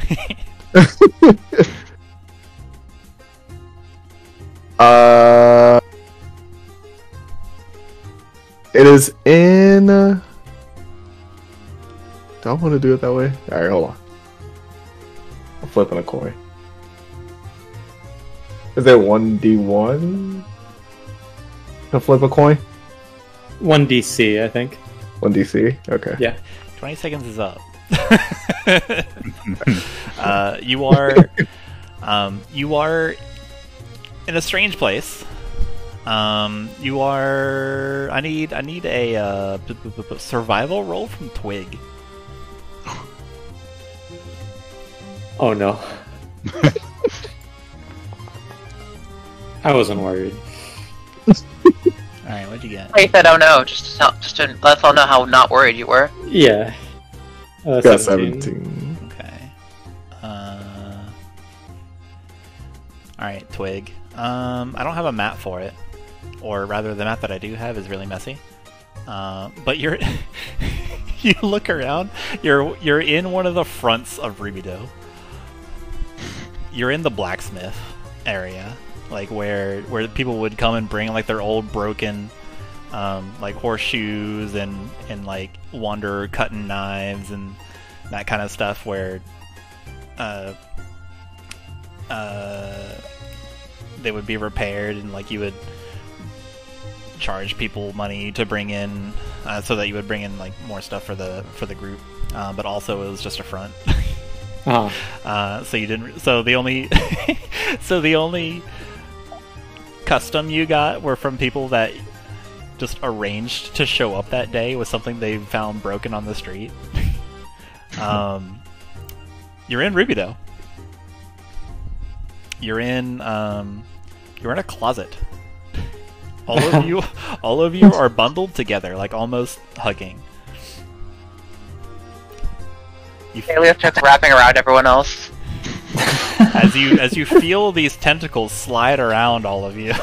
No, it's not tentacles. This is literally physically beginning to, just like, hey, grabbing your arm, I keep like swinging, encompassing I it. keep missing. Yeah. As you feel Xalia wrap around all of you, there's like the faint smell of brimstone, and the robot in the room gets up. Administrator. He opens the door, and then he he does something curious. Like, he projects like this kind of null gray image resembling a bespectacled, messy-haired man wearing a suit. Like, he just projects that forward, just like Gamma Blades it out, and then with a goodbye and a wish of success, Administrator leaves you. Oh, sorry. He also tells you, I did that a little too soon. Administrator says that if you wish to get to Durlusk quickly, since there is the Laughing Gorge separating Olga and Luxnox, I hear that there is a bird trying to build another bird. You might visit them and see if you can get a ride. Wonder who that's referring to. And then he Gamma Blades out.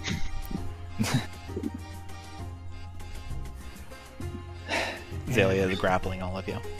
Your speed is reduced to 0.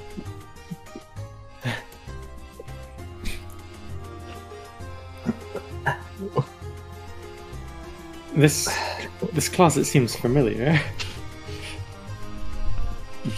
If it is a closet, can we all step out, please?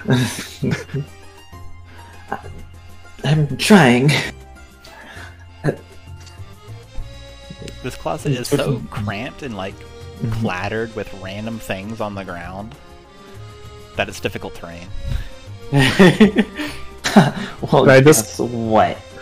Can I just Level kick 8 it? ranger ignores difficult terrain. Foiled. Yeah, Chuman, you just kick. I'm just gonna kick it. Chuman just kicks his way out. The watch sound it. of metal clanging. You open the door and just spills out. Dang, just got 8th level too. Yeah. Oh, by the way, you leveled up when you stoked the fire. Cool. Okay. Nice. Yeah. So you kind of all fall out of this closet except for Makayla. Floor time. Yeah, 4 time. And all of you have the pleasant feeling of Xalia wrapped around you. Twig's gonna try to like worm away. It's nice and velvety. She's made her flesh comfortable. I need an acrobatics check. Xalia, Go ahead. I appreciate the hug, but can I at least stand? Yeah, you're out of there. Yeah. I don't think Xalia can roll athletics to beat that. But what if I use now? I mean, Do I'll- not old person me. I'll give you inspiration for commitment to the bit, but yeah. But you already have inspiration, so. Oh, do I? Neat. Pastiche, meanwhile, is just going to lie there for a while. Can we see what time of day it is? Yeah, you look around, and there is a bit of, like a bit of sunset. You were in that pyramid for a long time. I suppose. Maybe. We should. Well, we should report to Lady Khorzaire about what has transpired and what we've learned, and then try and find a place to rest for the night. I believe we have a bit of a journey ahead of us tomorrow morning. You're just gonna try to stand up and just carry Xalia. The mat. Uh-huh. Sure, you actually no, you can't. Your speed 0. I need an acrobatics check. This is like a big cat that's flopped on all of you at this point. Yeah. I got this. Yeah, go ahead and roll athletics. With advantage, yeah, Xalia. Okay. Very good at this. For The C, a bestest 19. of them all. No. Darn. Almost. Not quite. So close. You managed to extricate yourself from Xalia's grasp. He makes a mad cat noise.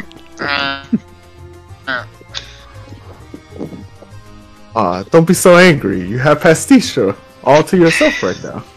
Pastiche is like face down on the floor. I'll be up with you all in a moment.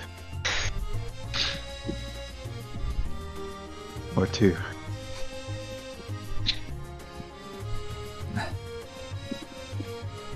He's making some approximation of a purring noise.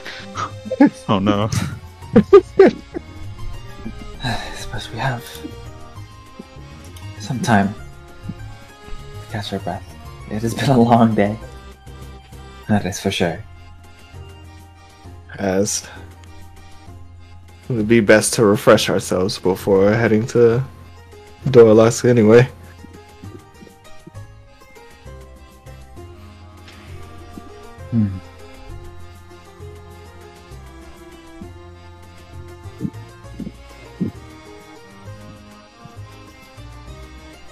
What's the plan? How close are we to the late night J bar? Makayla asks. Just wondering. No. I mean, I think the plan would be to go, or at the very least, Makayla would go to Lady Zozero, or try and report to her about the current situation. You can do both. You don't get drunk. It's true. You're right. I am still blue as well. Wait, am I still blue? Did the King's Feet? No.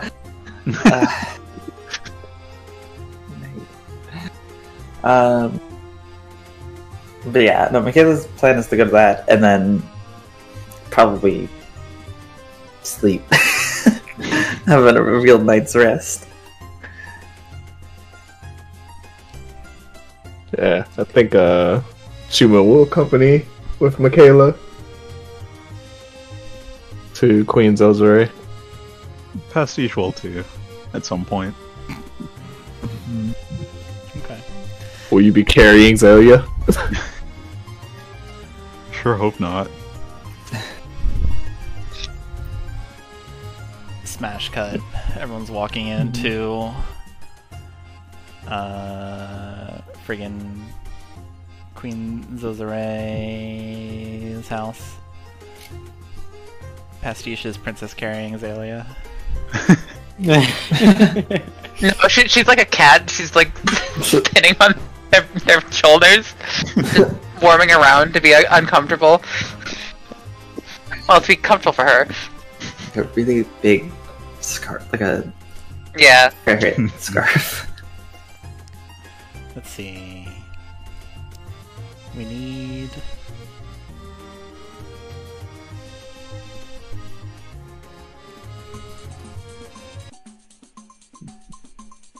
Okay. So yeah, it's easy enough now that you're incredibly powerful and also tired. And also expected that you get to Khorzaire Raincaller's house. We're gonna find out if she's here. Wow, yes she is. You almost had to wait. Yeah, so you walk through the courtyard. A nice, refreshing courtyard. Actually, it looks rather pretty at sunset. Through the restaurants on each side. There's the lovely burbling water fountains in the courtyard. They're kind of feeding these bits of greenery in the trees. Just sit on the benches for a little bit. And yeah, you get to Khorzaire's main hall here. She looks up to you and drops a huge tray of like snacks, but also like other stuff. It goes crashing to the floor as she drops it and bounds to you. You're back! And as she leaps towards you all, and scoops up Twig, and like a spinning grip from underneath the arm, from underneath your wings, and spinning her around and hugging you to herself and smiling at the rest of the group. You're back! You're all back! You're not all dead. That's awesome! I knew it. I told everyone that you'd be excellent and you'd succeed. I had no doubt. Well, go on. Tell me what happened to you. What was in there? I haven't been in there. What was it? Is it start from the beginning? You may want to get some tea. It's quite a story. Saracen tea? Yes, my lady. He trudges off.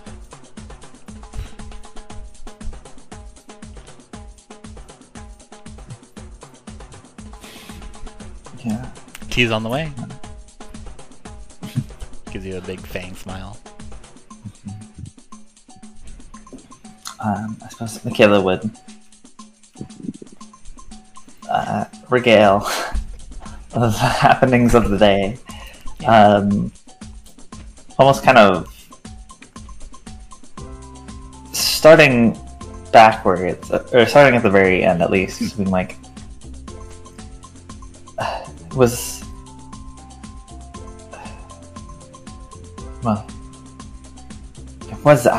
indeed the location of one of the braziers, and it was lit. The whole pyramid, I suppose, was a lair or perhaps study of some kind of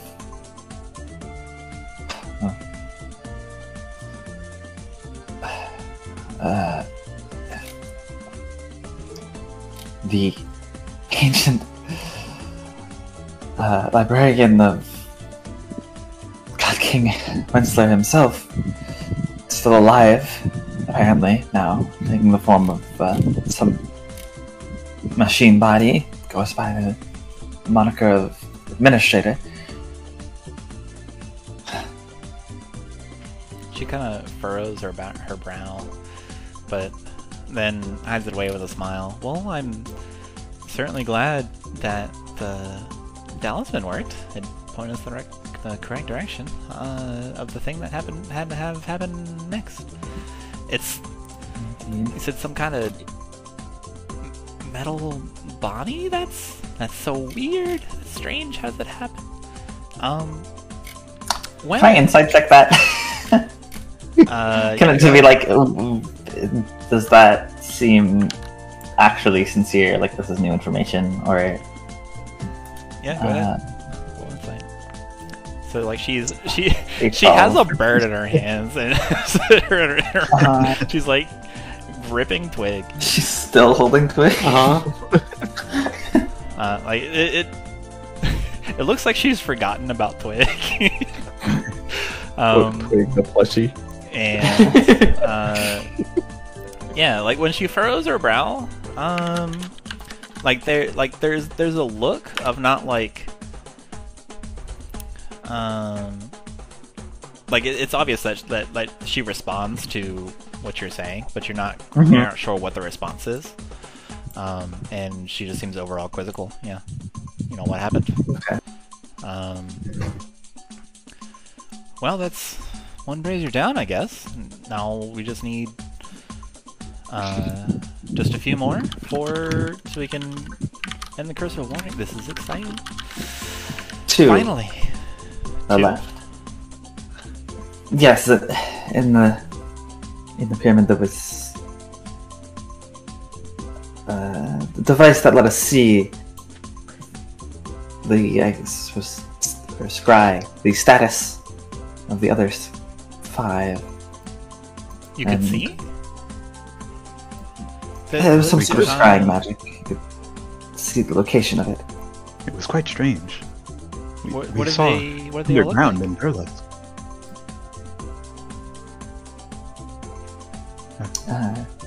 Sorry, go ahead, Pastiche. We talked at the same time. It was quite strange. We could see all the way underground in Durlusk from this telescope in the sky. That one we lit ourselves. There was another one lit in Iligum, I believe. She nods. And then next to Mede, and What did the expert anyone look like?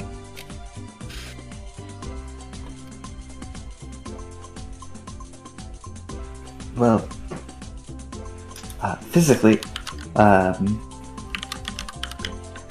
Xalia, if you could make an image, an illusion of the cauldron that we found in the temple. She will do that. The cauldron is the thing we dump people in Sorry, but to the make it brazier. disappear, right? Oh, the brazier. Okay, yeah, she'll do that. She'll do the cauldron first, and then you'll correct her. She'll minor illusion throwing the cauldron over Zozora's head. the golden lioness kind of like exhales, like sighs, and then she sets Twig down and nods. Just okay. Well, the rest of the scene was on fire. Okay. Well,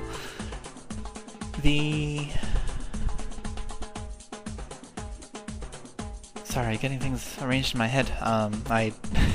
It's a lot to take in. I have trouble thinking about the here and now a lot. Okay, so that's exciting. Well, I have only praise for all of you. Well, come in. I'll arrange a place to sleep for you now. You can stay here at my house. And what's next? Where are we going next? And then, as you all regale the tale of your adventure today with the Merchant Queen Xalia Raincaller, the Golden Lioness of Luxnox, and what you encountered there and the trials and tribulations as the candlelight burns over a delicious feast and tea, both sweet and unsweet, through the evening. That's where we'll end tonight's session. Yay! It's